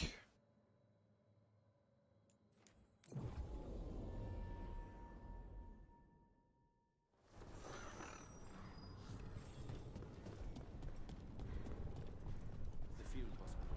How is it doing? They need more bandages, blankets, and herbs for poultices.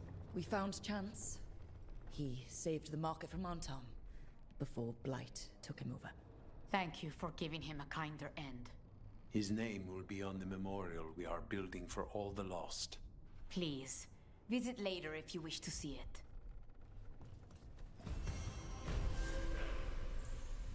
Okay, so we probably got a level up. We did.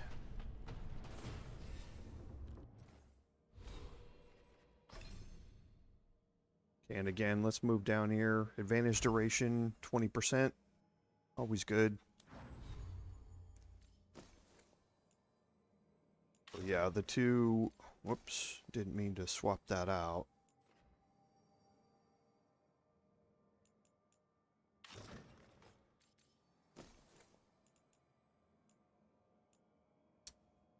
Yeah, the 15% momentum generation is nice.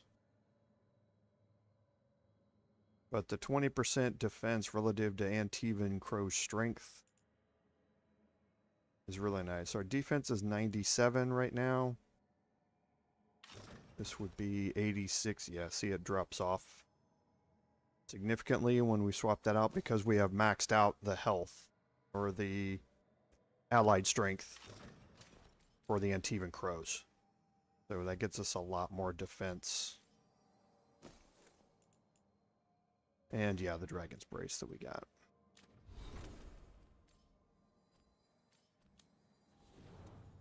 The Candace got some new weapons that we're not going to be able to use.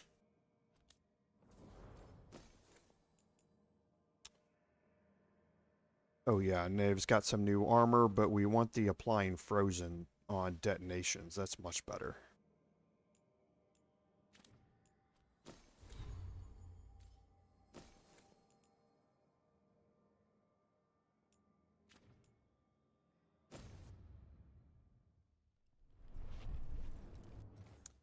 Okay, so let's look at our world map again. Nothing new at Docktown. Nothing new here. Yeah, completing the Veilguard looks like our next one there. And yeah, so let's look at our journal real quick.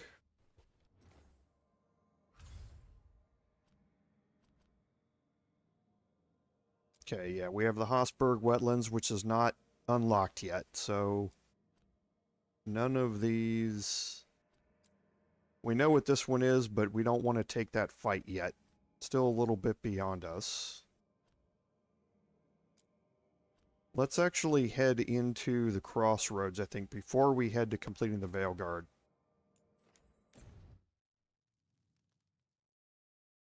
And we'll check out the market in the center of the converged lands.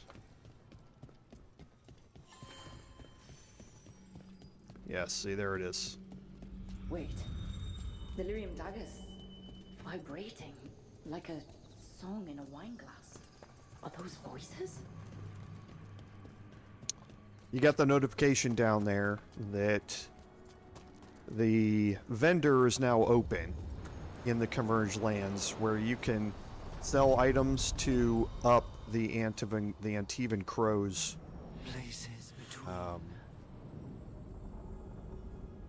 reputation.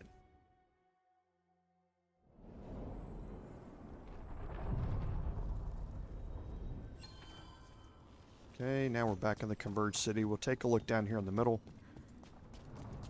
What I still can't work out, Devrin, on the Voldormer job, that rageling you were hunting, Teeth like razors, temper to match. what was it doing in the middle of a crowded market? And here's what I told you about how things are going to be changing inside the converged city. Because now we have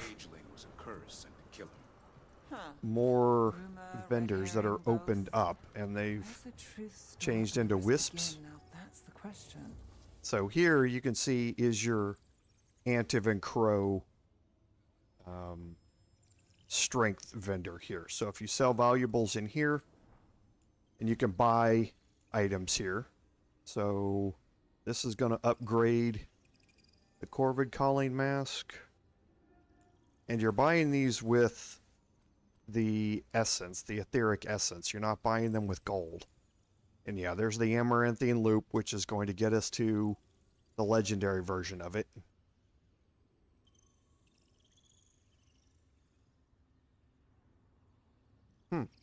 Takedowns are now considered lethal at 10% higher health remaining. So that's very, very useful.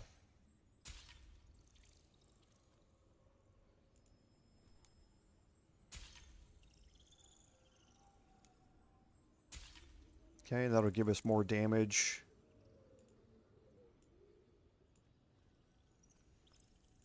On that one, and yes, we're done here. Now again, we won't have the option to buy the shop stuff until the Black Emporium is unlocked here. But now you have a way to upgrade the faction strength with them here. Now we can buy more Venedal's Tears again here if we need them. The vendors here in the center of the crossroads are going to have higher amounts of all of these things that you need for crafting and upgrading. New memento here.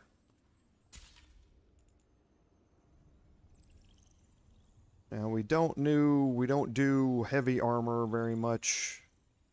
The gray emblem I don't really care about that much. We don't wear these, but we will upgrade them. It's 18.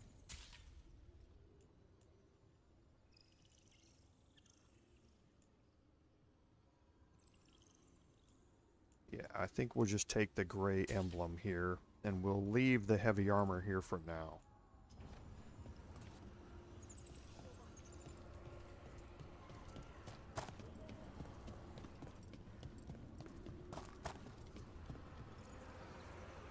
Okay, and I think that's it. Yeah. I don't think there's anything else that's unlocked here. The Converged City, not yet. Yeah, that's the area that's not unlocked for us yet.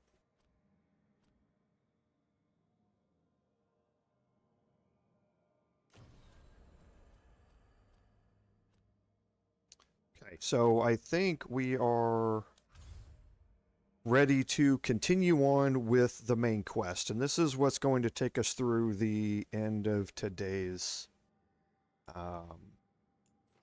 episode. And let's head back to the lighthouse. We're probably going to have a conversation or two to have here if I remember right. And we will also check out upgrade options. Okay, so you can follow up here and find out. Yeah, the demon's interest in the family appears broken for now, but the shadow dragons will keep an eye on him. So, Warden has now been helped out by Quillen with the shadow dragons. And an update on Gus. We rescued Gus a while ago. The missives just serve as a way to help you keep track of stuff that's happened in the past. If you miss a quest and you've bypassed it and it's no longer available, a missive will also tell you what happened with it. Yeah, and we will end up talking with Solus again. So we do need to talk to Davrin.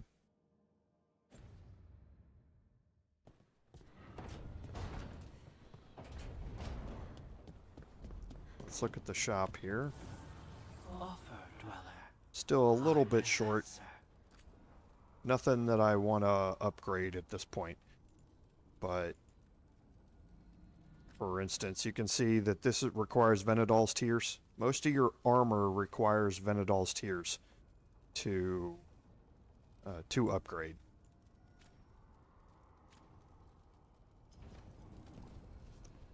So let's go talk to Davrin.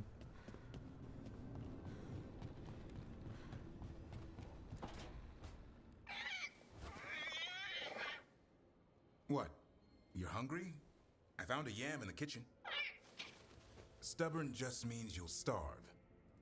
Trouble settling in? Doing the best I can. My job was to keep the Griffins safe, not fix their dinner. I meant Hassan. Oh. I guess we're both adjusting.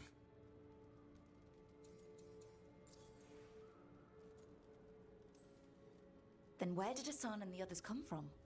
Way I heard it. Someone found a journal a few years back that mentioned a secret clutch of eggs. They'd been hidden for centuries, protected by a ward. Started hatching and out came 13 talkative griffins. Now, down to just one. What's the history between Grey Wardens and Griffins? Back in the day, Grey Wardens raised them as aerial cavalry. When a blight got going, Wardens rode them into battle.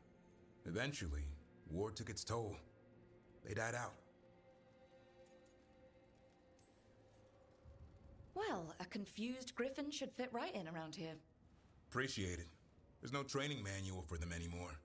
I guess we'll figure it out together. Griffins don't trust easily. Lancet and Remy had to work to win them over. They said a warden and a griffin have to move as one. Think as one. They call it Turlum. Sort of unity. But now, they're both dead. Why'd the Gloom Howler attack the Eyrie? I intend to find out. First it stalks wardens. Now it's after the griffins.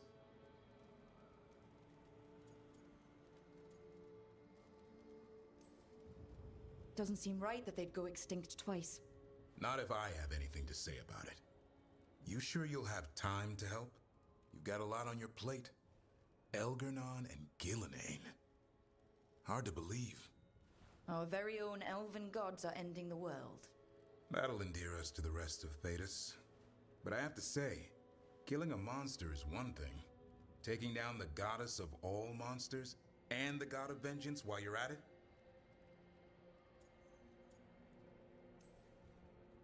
I know. Our problem around here is we think too small. Okay then. Good to know the boss can laugh about it. Not really, but dwelling on things won't help. What? I told you. It's yams or nothing. Or maybe you need a new menu.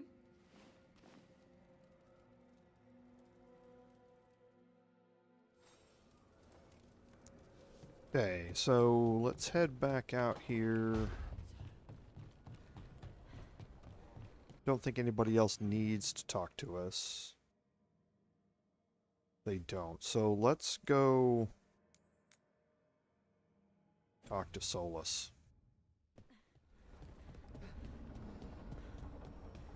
And this is going to start us on the road to our next companion.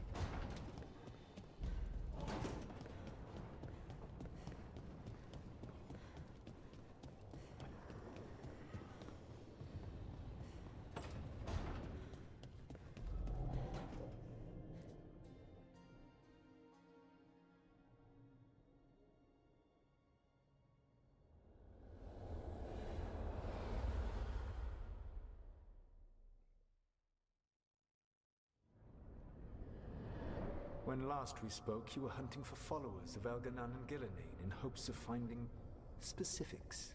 Has your search been successful? You could say that. It looks like both the Venatori and the Antam are working for Elgernon and Gillenane. Unsurprising. The Venatori want magical secrets, and the Antam want to destroy anyone opposing their brutal expansion. Both will readily bow to anyone who promises them power. And they're using that power to hurt a lot of people. The Antam and the Venatori both have dragons doing their bidding. Dragons? That is worse than I had feared. Yeah. We drove off the one the Venatori brought into Minrathous. Barely. Have you determined how the dragons are being directed? If it is blood magic, it may be possible to disrupt their control. The dragons were blighted. We think that's what let the gods control them. The Blight. Of course. The Blight seems to be the gods' favored tool right now. We ran into Venatori who could control Darkspawn. Elgernon would not bestow such power unless the Darkspawn were to serve as the main force of his army. And I suspect Gillenane will see the Darkspawn as new subjects for her modifications. We've already run into a few Darkspawn nobody has seen before. That's in addition to the blighted dragons. That is the fate Elgernon and Gillenane planned for this world then. Corruption and blighted slavery.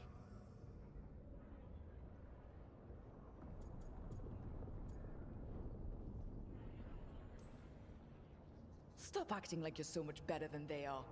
Your bullshit ritual would have destroyed the world just as badly. Do you truly believe my goal was to destroy this world?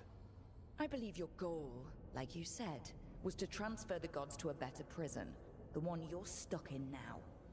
And you were willing to tear down the Veil and destroy this world while you did so. The Veil is a wound I cut into the Fade in a moment of desperation, while making their prison. It should not exist.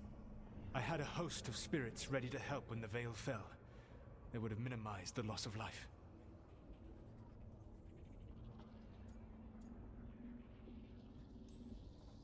Do you have any idea what you sound like? You could have actually saved the world from the Blight, but instead, you chose to kill thousands of people with your vanity project. It is not vanity. I broke this world. I am the only one who can fix it. Spoken like a god. I am not a god. I am, as I have always been, a man, all too aware of his failings, but equally aware that if he did not act, accepting the judgment it would bring, all would be lost. They call me the Dread Wolf. What will they call you when this is over?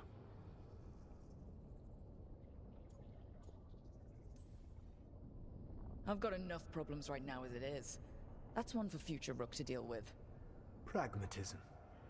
You will focus on the present, knowing that someday you will face the consequences of your choices. I believe I can work with that.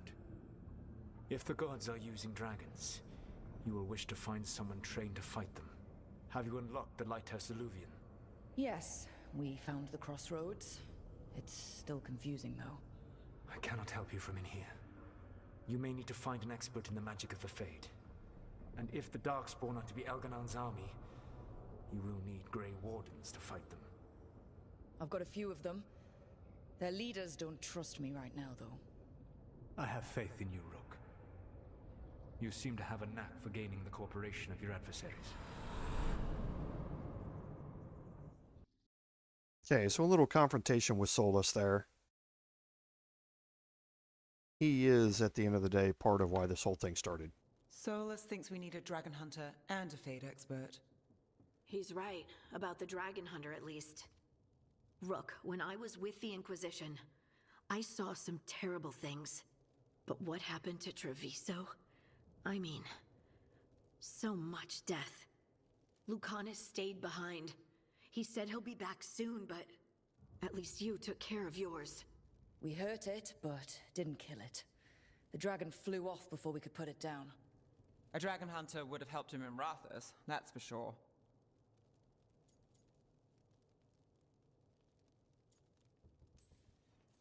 Then we find one. Next time a blighted dragon comes calling, it'll be the last time it comes calling. We can't forget the second dragon in Treviso.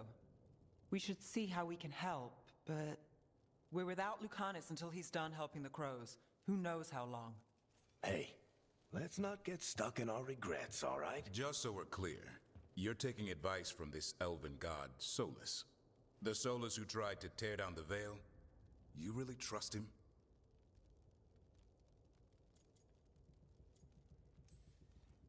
Trust is such a strong word, you know?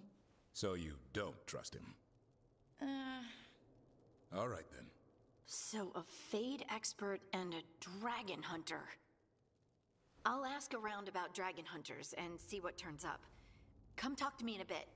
And I've been corresponding with someone about the lighthouse's reverberative oscillations and the resulting dimensional peculiarities. Oh, sorry. Not relevant. I'll get a message through to a Fade expert immediately. See, Rook? Nothing to worry about. All right. We all know what to do. Let's get going.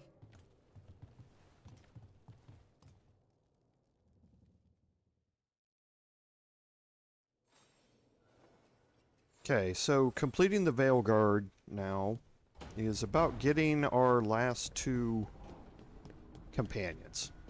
And again, one at a time, very similar to how we did previously. Oh yes, one thing we definitely want to do. So the pop-up just talks about the caretaker can now enchant items. Okay? Need and knowledge. So enchanting, the more powerful enchantments, you need to level up the workshop here. Okay? But enchanting is now unlocked, and there is no reason not to enchant all of your items that you can. Don't ever leave without having all of your items enchanted. The reason is because you can swap those enchantments out at any time, and there's no cost to do it. Okay, so for instance, the Mercenary's Blade, we can add in any of these 4 enchantments here. At level 6, it's going to unlock some more, and at level 8 of the shop, it's going to unlock some more. But for now, out of the ones that are here, a straight 10% weapon damage boost on top of it, or specific higher damage boost to barrier and armor, or increased stagger. So I think I'll just add in straight weapon damage.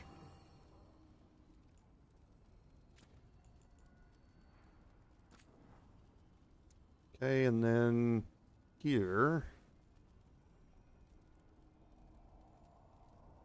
So detonation damage is always nice.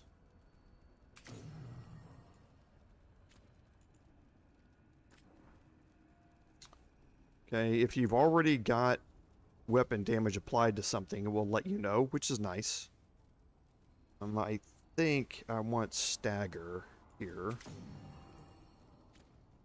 But you can't apply the same one to both. The damage here doesn't really matter. So I'll take barrier or armor. These are the only two available. It's going to... When I said you can apply it to each one, it's each one. It's not both. So if you select it, this is going to take it off of the mercenary's blade and apply it to the bow.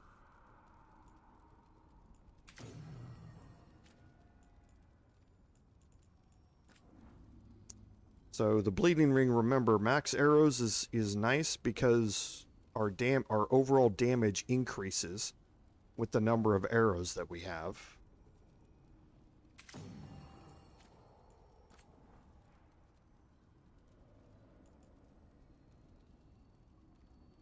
Let's go to the other ring and add in momentum generation.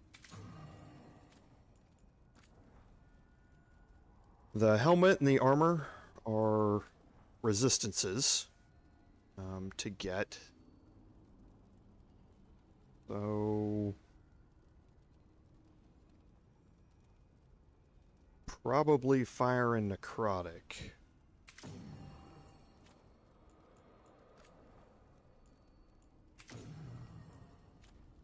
Okay.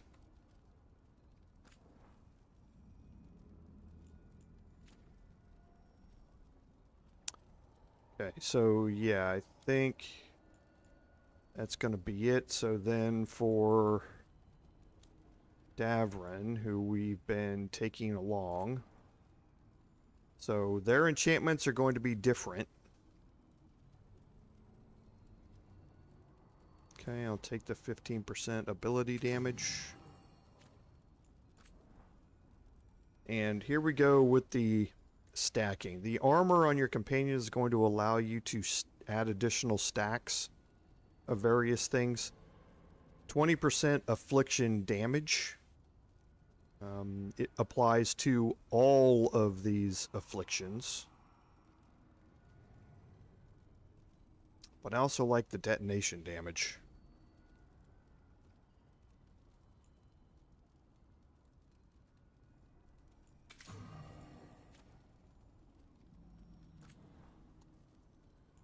And Knave's been with us.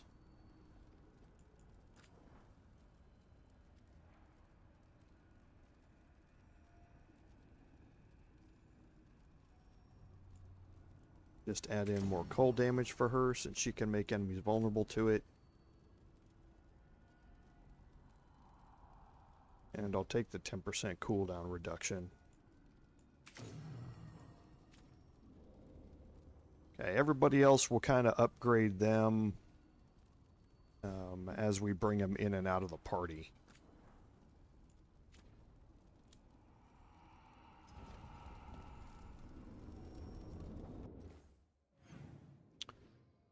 Okay, so Davrin has a quest available to us. Pretty sure I know what this one is. Hey, Hassan.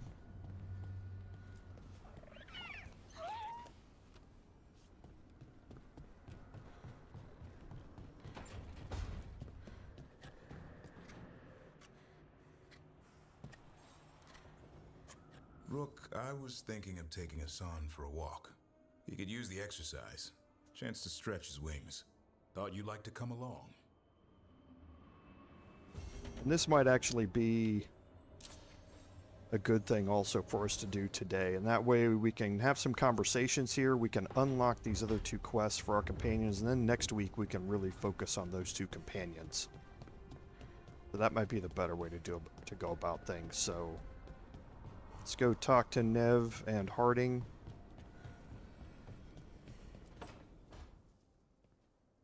So I put the word out for dragon hunters, and I've heard back about someone who might work. It's a woman named Tosh from a group of Ravani treasure hunters called the Lords of Fortune. Sounds promising. An agent for the Lords said that Tosh is working on a mission for them along the Ravane coast.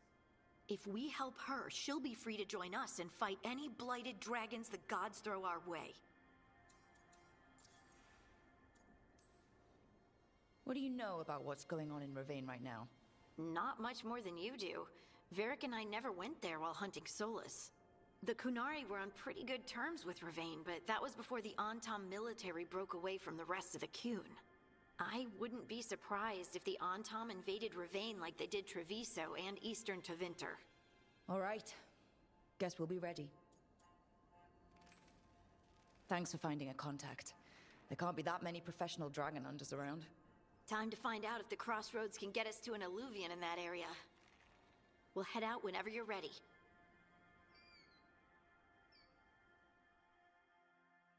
Okay, and that will give us the Dragon Slayer quest. Let's go talk to Nev real quick.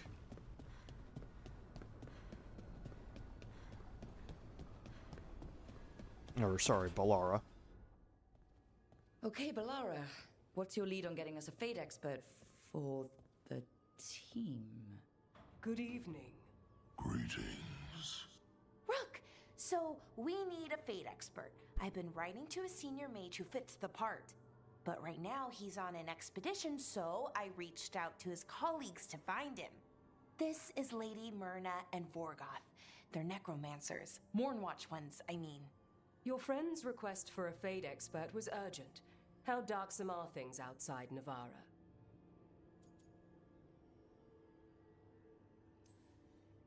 We've seen terrible magic.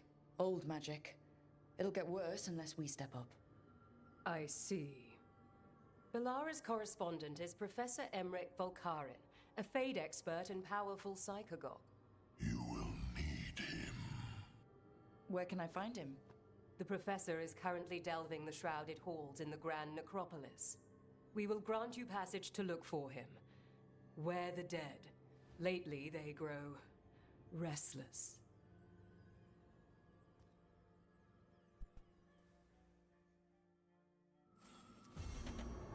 And Where the Dead Must Go is now unlocked. Now, that's the one after we get back from Davrin. That is the one that we're going to do first. And the reason for it is because that's going to unlock the Mournwatch for us as a faction. And the Mournwatch, being necromancers, obviously focus on a lot of necrotic abilities.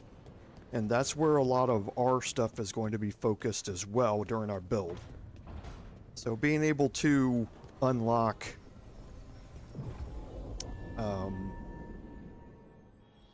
those things is going to be very useful for our build. So we're going to travel directly to the tracked quest.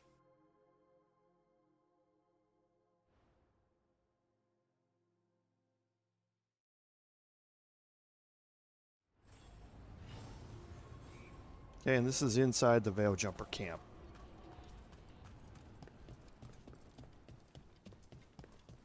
We need that report Ireland was asking about. I need an update on that last expedition. Okay, so Davrin's is out here, so we'll take this beacon and then we will head east.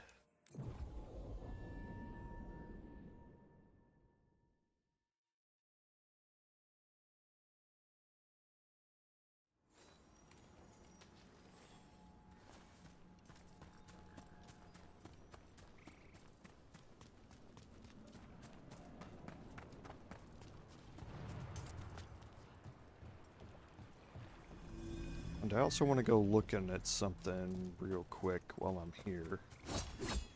Need some more ultimate, so I will get this.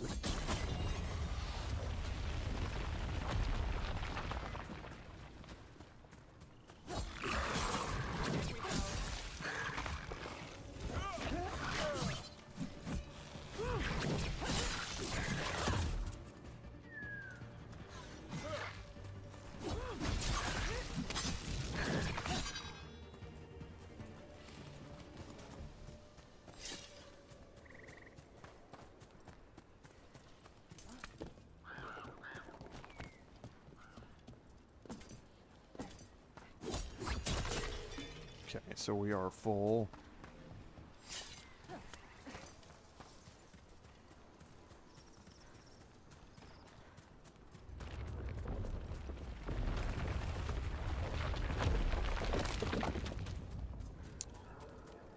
Okay, so we'll pick up a little more XP here.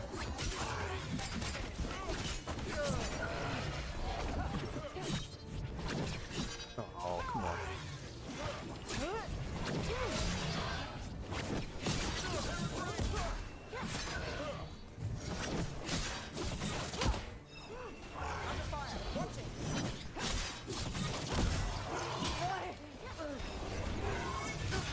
Oh. Let's get that health back with the stagger.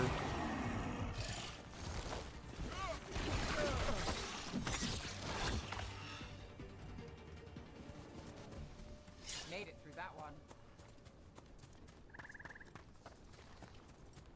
Yeah, it is resetting the items when we come back here. So that's what I was wanting to check out. So let's head over to Davrin's quest.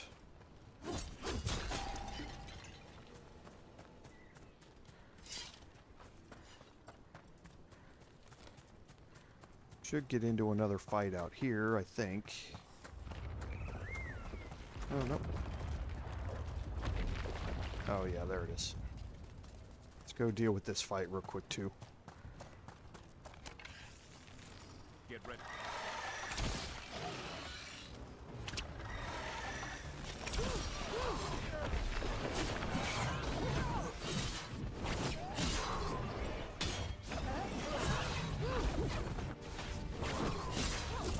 Keep those bleeding stacks going.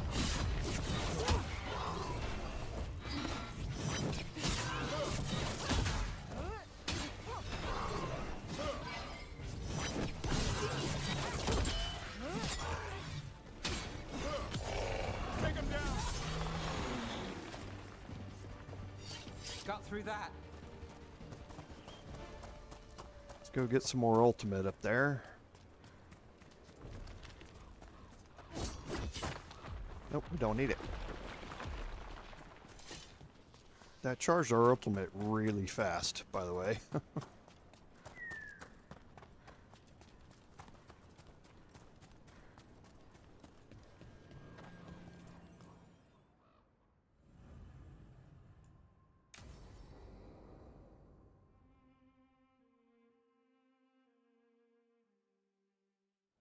Let's get going. I've been thinking.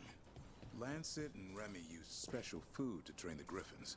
Said it was the fastest way to start a bond. Right. The, what do you call it? Turlum? That's it. And gingerwort truffles were the Griffons' favorite treats. They grow around ruins. We're going to teach Hassan how to find some.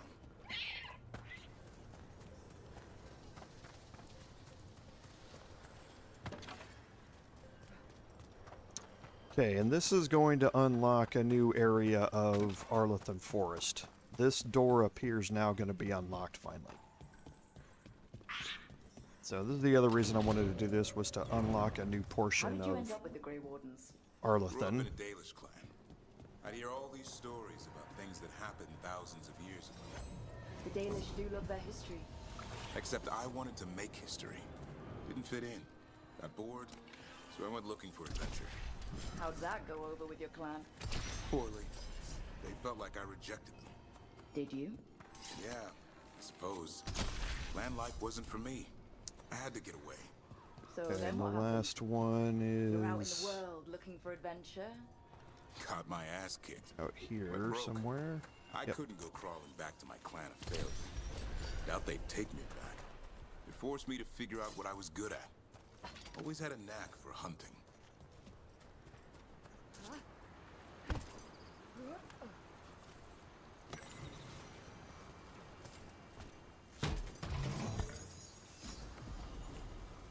Okay, so that's going to upgrade the duelist coat. So 300 stagger on every 4th arrow shot.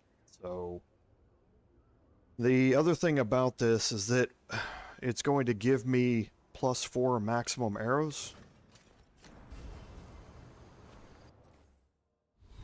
which now is really upped my damage here because of the maximum arrows that we have. Because +4 is another, so we're at 16, so we're at 100 and, or no, 16 times 4, we're at 40, no, 64% extra damage right now because of that.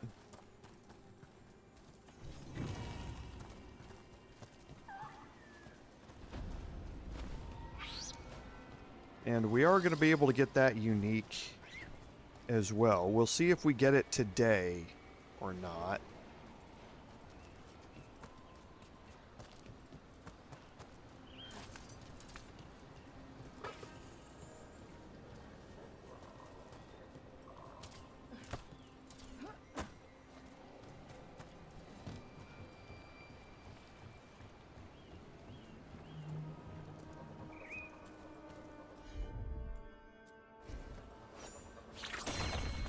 Take this up and go look up here real quick.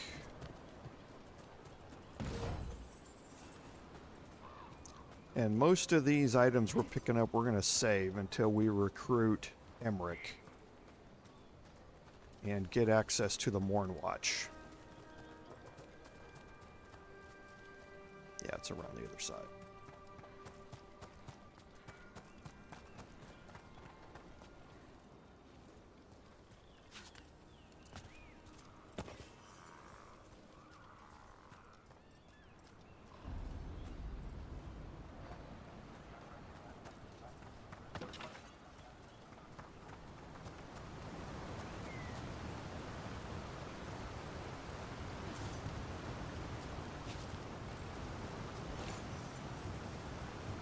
Okay, so we'll move over here and we're going to get into... What are you doing? It's not a truffle. That's a nug. You'll get fleas. At least he's having fun. Truth is, purrs when you scratch him. Maybe we can speed things up by helping him. Let's search the bushes. Look around for truffles. Okay, so in this area we're going to be looking around for truffles a little bit. Ow! That was a thorn? Keep looking.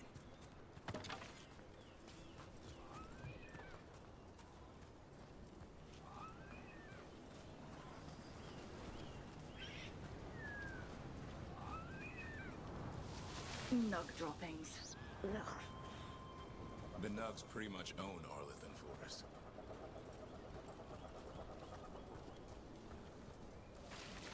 Nope. This is harder than it looks. It's fleas, isn't it? What'd I tell you? Actually, I think it's a truffle. Huh. Maybe the nugs like truffles. Could Hassan know that if you follow them, you might find truffles? Are you really that smart, boy?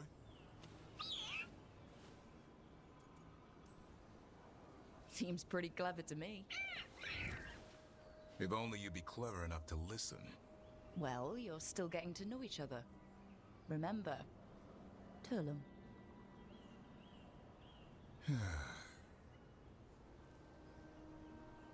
Remy was probably right. Remember how she said he needed a lighter touch? If I go soft on him, the world would chew him up. Let's give you both a chance and see if he can find any more of these.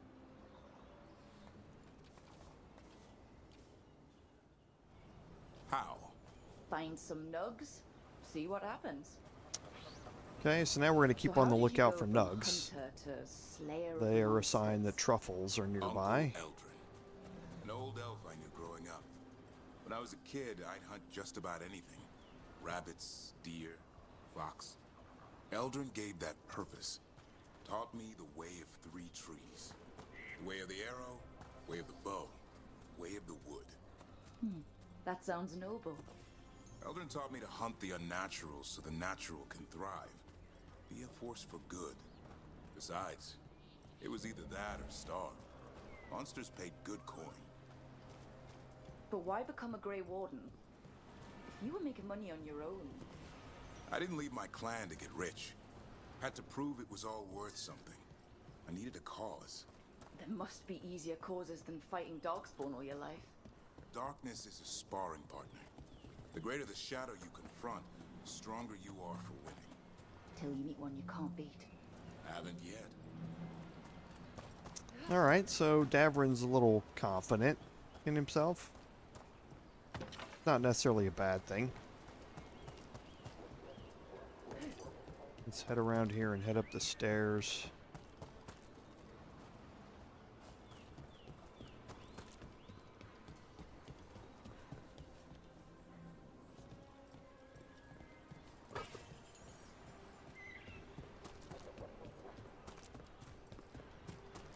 And we'll be coming back to this area a few different times and in a few different ways to get various things unlocked. Some more ultimate down there. We don't need it yet, though.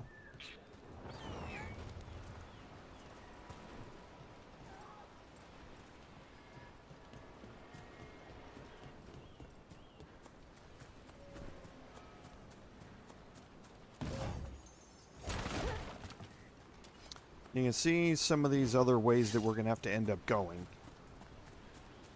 Each one of those little passages will unlock a beam emitter that we're going to be using to unlock that central unique chest in the middle. Okay, so this gate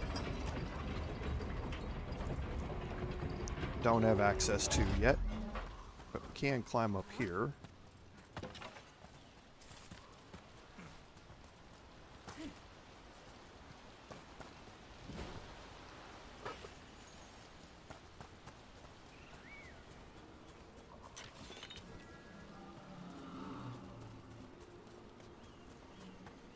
And now there's 2 different paths. This way you can see the beam leads over. We have to activate that from the other side.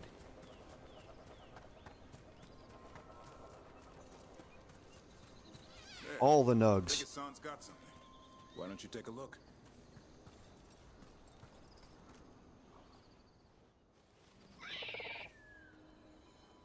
I'll be damned. Follow the nugs. Like I said, he's a clever one. Might make a tracker out of you yet. Hungry? What? It's gingerwort. Eat it. Remember, light touch. I mean, it's dessert fit for a prince. See?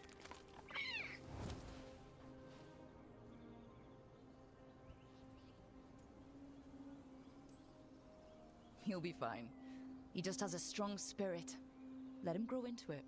Might not have time for that. With Lancet and Remy gone, if something happens to me, he'll have to stand on his own. So don't let anything happen to you. I'm a Grey Warden. Death's around every corner. Not that I don't enjoy punching it squarely in the face.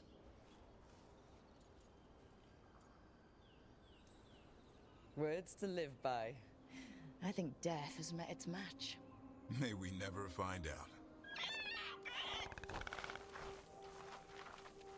Okay, boy. That's enough for one day. But he's having fun. He overeats, and you'll find out how fun Griffon puke is. Hassan, you heard him. Let's go.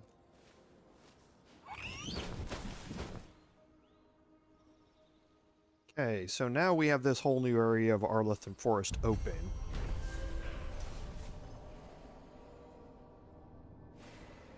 So we're going to do some exploring for the remainder of the episode today here.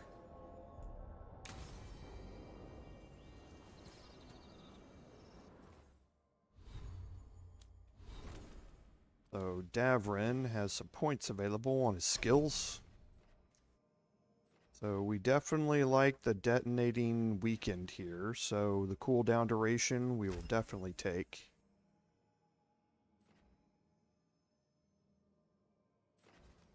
Again, the cooldown duration on both of those skills, very useful.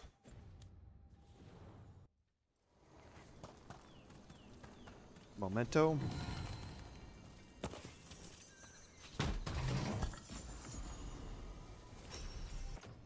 And we get the Dark Shard.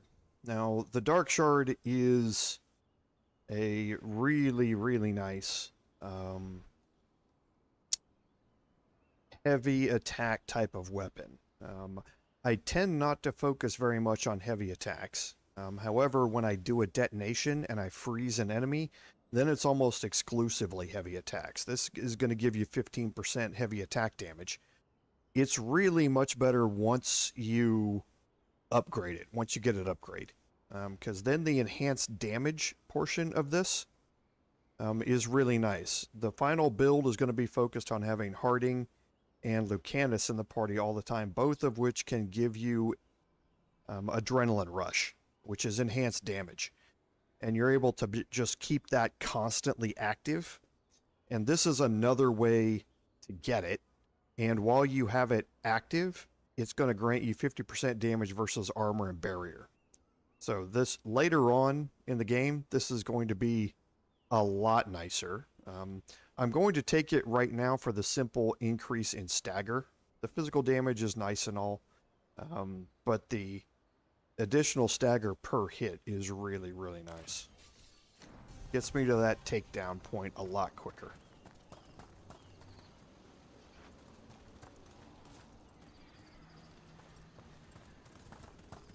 Okay, so now let's go do a little exploring down here.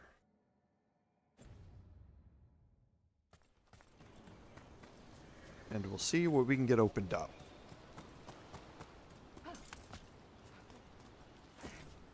Because now this area has been opened. Now this area we've already seen.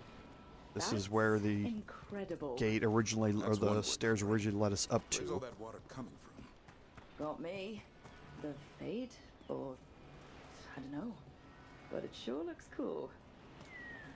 And in there is a unique chest. Now you need 3 beams to activate it. You actually can't see any of them right now. That's kind of interesting. I never even noticed that. So let's go take a look around out here and see what we have access to that we can unlock.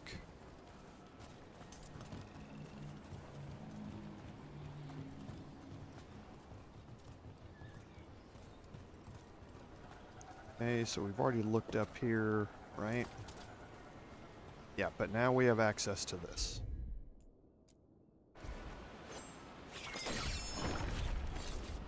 Whoops. It did move forward. It just jumped. There we go.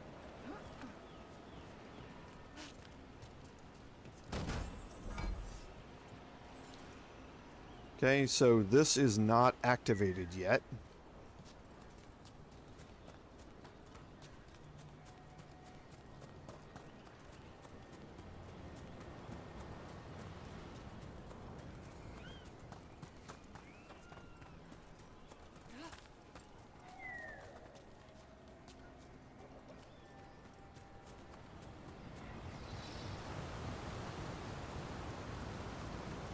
So now this is respawned.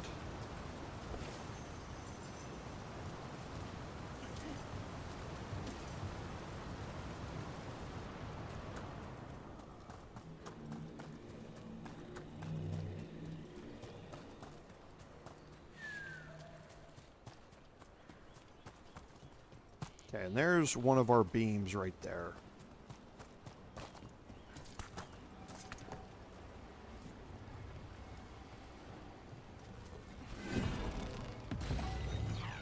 Okay, and that's going to activate that beam up top. back where we were just at. And that is the first one that we're going to have to point at a receptor crystal.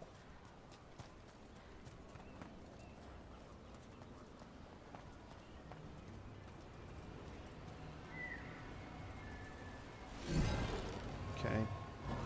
So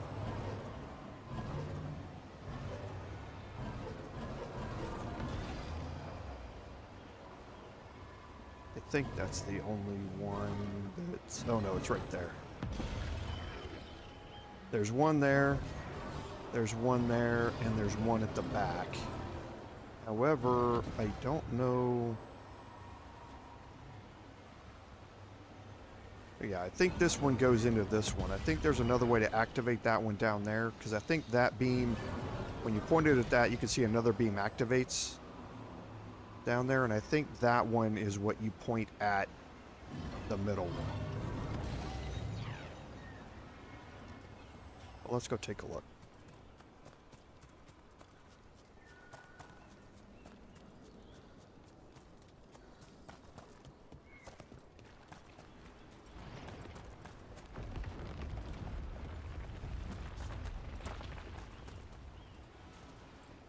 We still have all of our ultimate, we do, and all of our momentum too. Nice. Got company.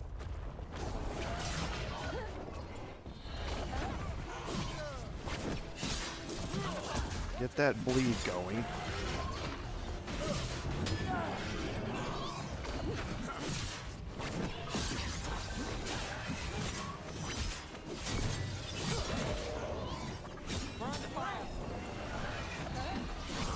Let's get his stagger up so I can end that.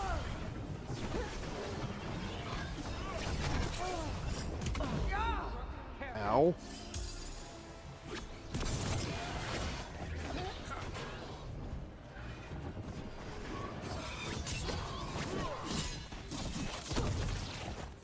Got us at a distance.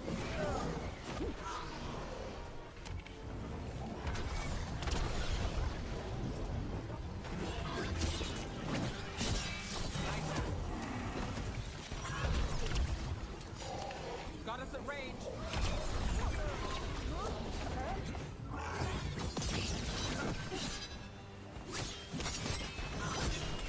Way to take it to them, Nev. I hate these things. I hate these little area denial spots, but then again, I hate them. I don't hate them when I'm the one using them. So let's get our health back.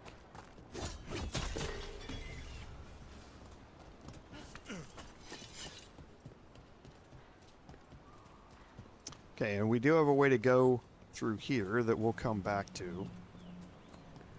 Want to unlock the fast travel point over here.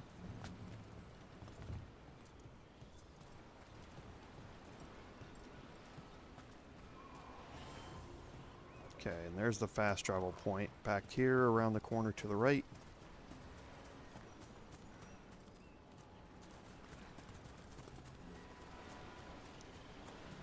And now we're...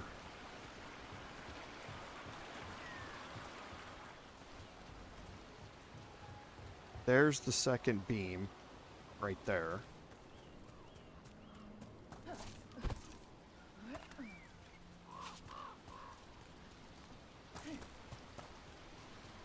Yeah, right over there.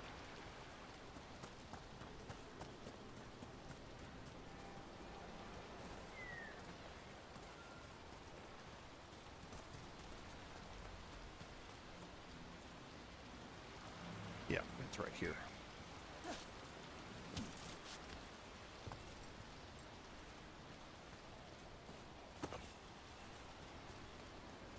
Now this one we don't have access to. We need to get the key that's on the other side. And that means lowering that gate to come in from that side. You drop the key off, it will power that down, and then it will power this up. And you can point it at that one right there in the back. now I have to remember how we get over there.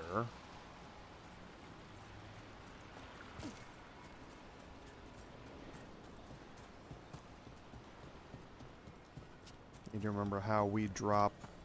Oh, the gate's right here. Yeah, that leap over was not available previously, but now it is.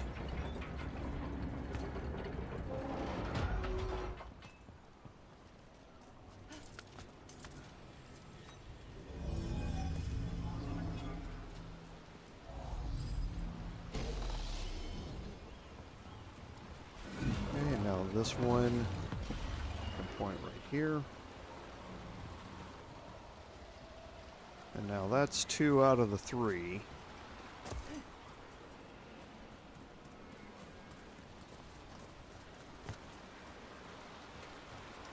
think the last one is up there.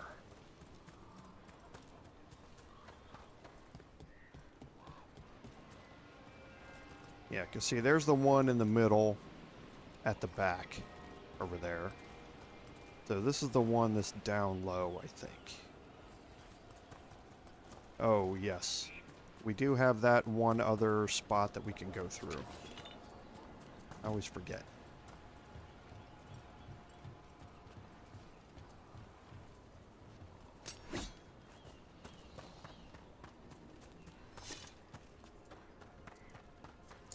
Up by the stairs. Whoops.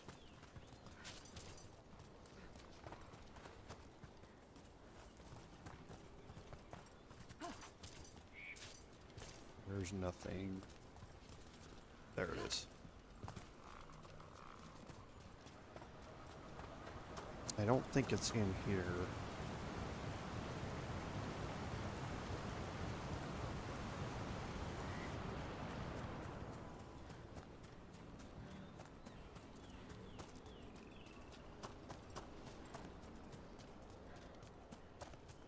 Yeah, it's down here.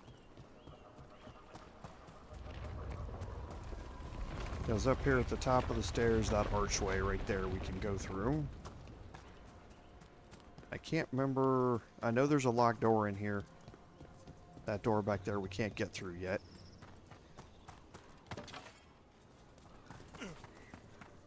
So the wardens uncover a journal. It leads to a clutch of Griffon eggs, and the damn things hatch. Is there a question in there? Usually there would be. Guess I'm still stuck.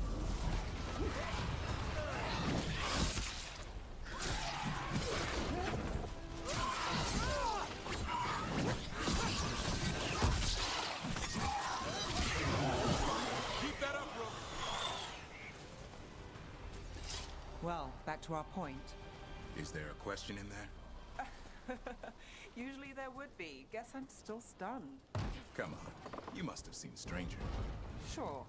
But I wish I'd seen that. Okay, so we're not going to cross that yet. We'll cross over here first.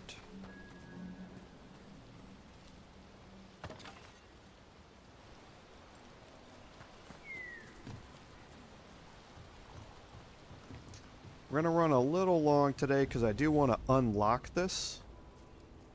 We won't actually have the fight today. We will start off that fight next week.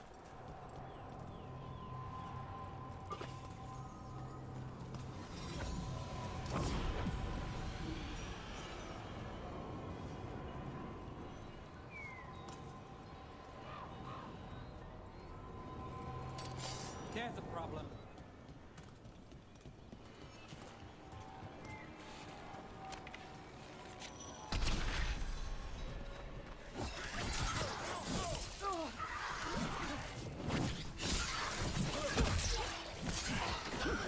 Oh.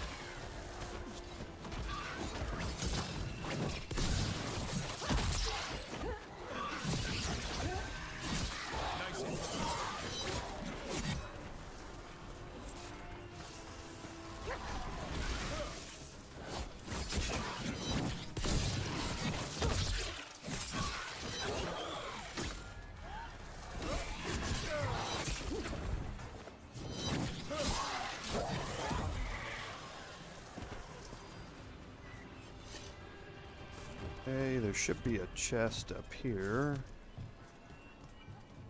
Oh no, it's just more heartwood.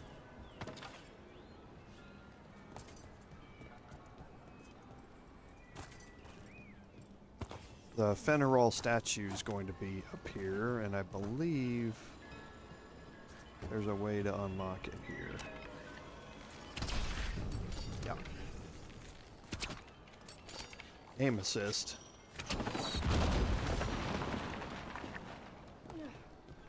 Another of those Fen Harel altars. Tavern got a trinket. Nope, we don't taunt on his build.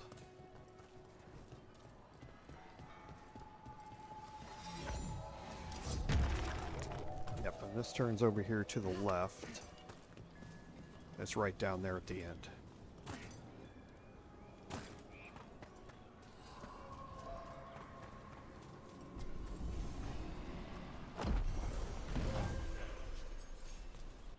And our skill point, that should unlock triple threat.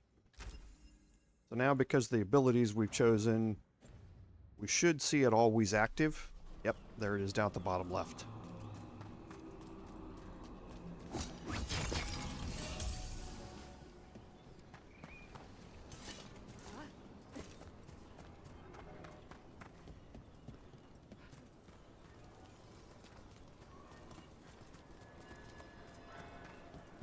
Oh, we still have... Yeah, both of these are in here.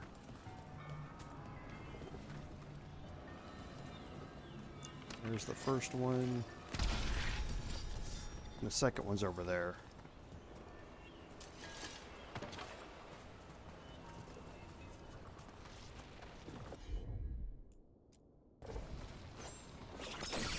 This will open up a bridge. Oh no, that cleared it to be for us to be able to use the key on it. That's right.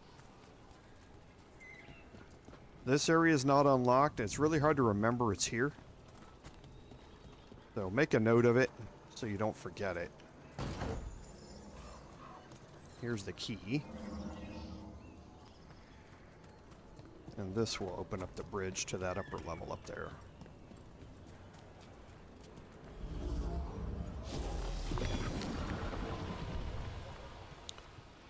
Okay, so we should get... There's the last... The guy who hired you in Voldorma? He thought a rage for a was health sent to upgrade. kill him. What did he say when you stopped the monster? Nothing. When I went to meet him, there was just a box. A poetry book inside, with the third page missing. And a slice of pie. The poetry, was it Odes to 7 Antivans? That's the one. The third page was pushed under my door. That's how the whole job started. Okay, we'll bring this out here and hop up to the upper level.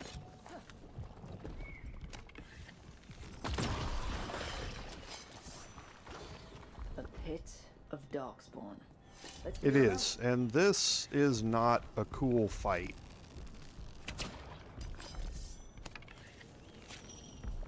Oh, that's the demon that we don't want to open up. This is the other gate.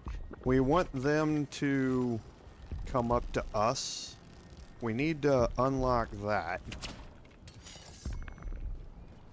But we want to be careful not to damage the blight boil here.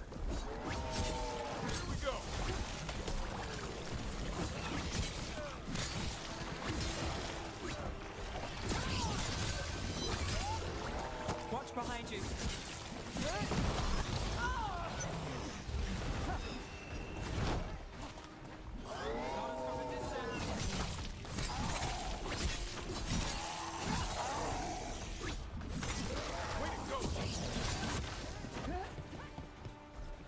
Okay, so we have another... Whoops, wasn't paying attention there.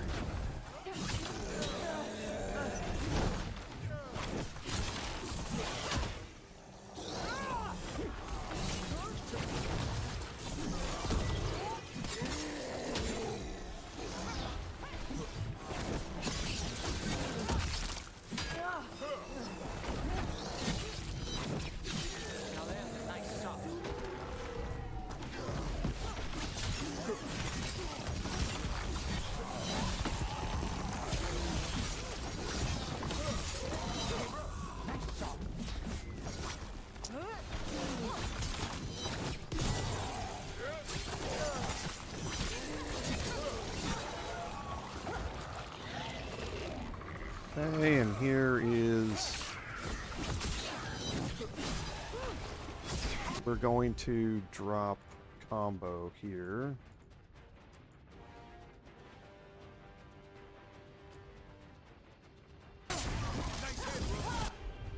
We'll also have Nave give us some healing.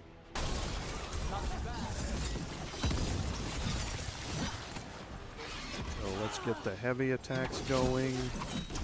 Perfect. Take care of it. Okay, and that will open up the last sets for us to shoot. And again, don't want to shoot that. There is a demon inside. That's for one of the gates.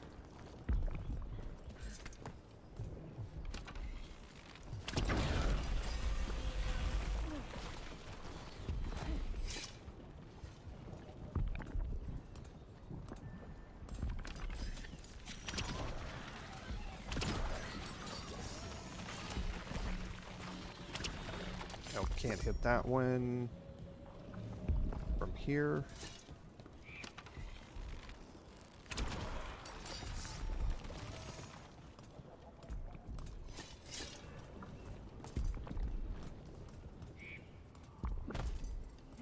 And this one's down here.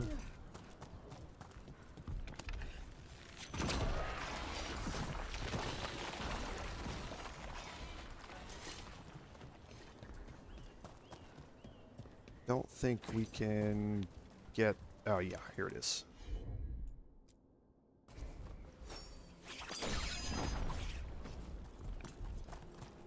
We'll unlock this area first.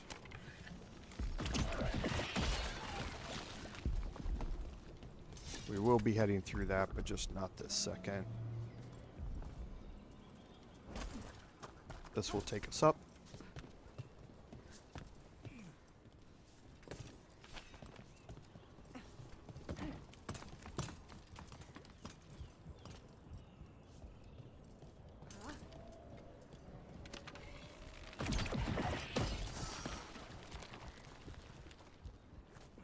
There's the key and a unique chest. Okay, now again, they always give you the same things. So this is Anduril's Cord. Now, from a bow perspective, this is really interesting. Arrow regeneration minus 90%. Arrow count is reduced to 1 and cannot be increased. Weak point damage is greatly increased. It's a huge jump in physical damage, but it again comes with a downside in that your arrow count is a max of 1, and your arrow regeneration is completely cut out. Now there's a build that goes along with this. It's not us right now. We do not want our arrow count reduced to 1. We're counting on that for additional damage right now. But like I say, there is a build that goes along with it. There isn't... They wouldn't put that in the game for no reason. You just won't find out really more about it yet.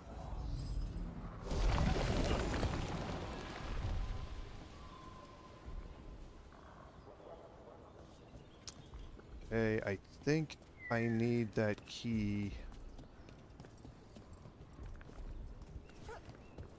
out here.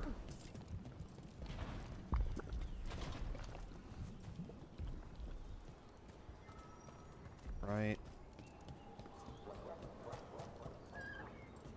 Okay, so this is the bridge area where we came in.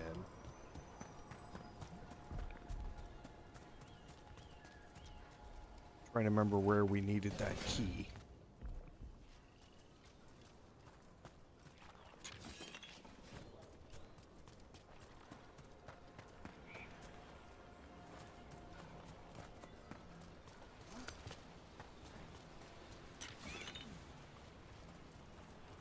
Yeah, because we still have one more to do, and I know which one it is.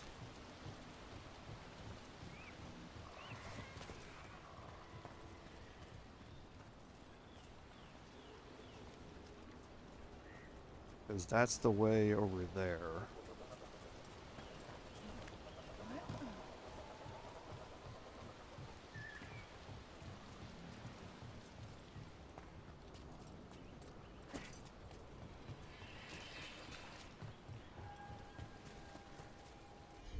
This doesn't do anything but open up a shortcut across there.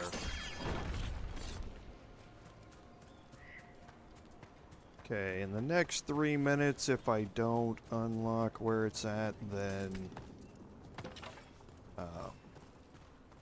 we'll call it a day, and we'll get ready to do it next week.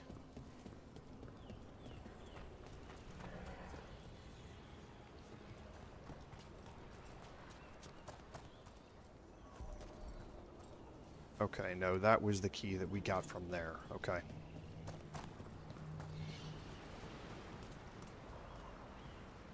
That's going to be locked off for a bit.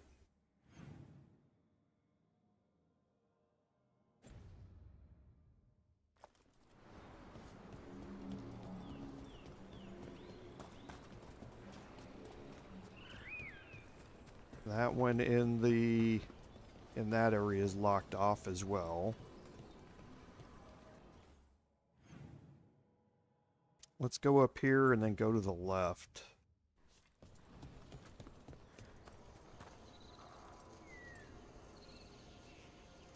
Okay, so that's over there.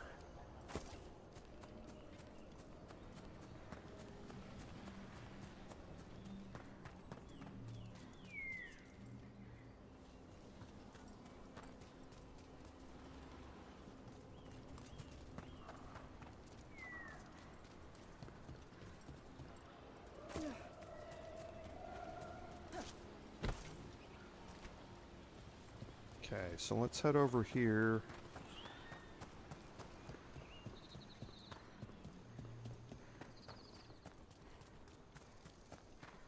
Okay, so yeah, this is where we originally came in, because there's the locked door. Okay. So I'm gonna get myself back out here.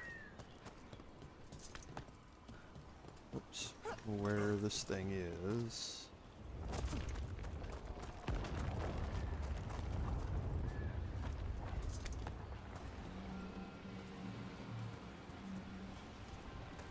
That's actually down here.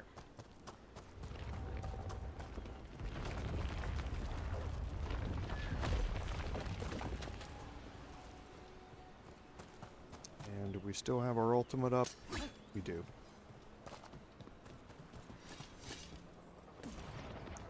Okay, so we're going to call it here. This is not the area that we're going to be in. It's back at the other side where we just were, up here and around. So I'm going to drop a save here, and what we'll do is I'll make sure I know exactly where this area is going to be that we're going to unlock, and we're going to unlock the last bit of this, and we're going to head into a big fight.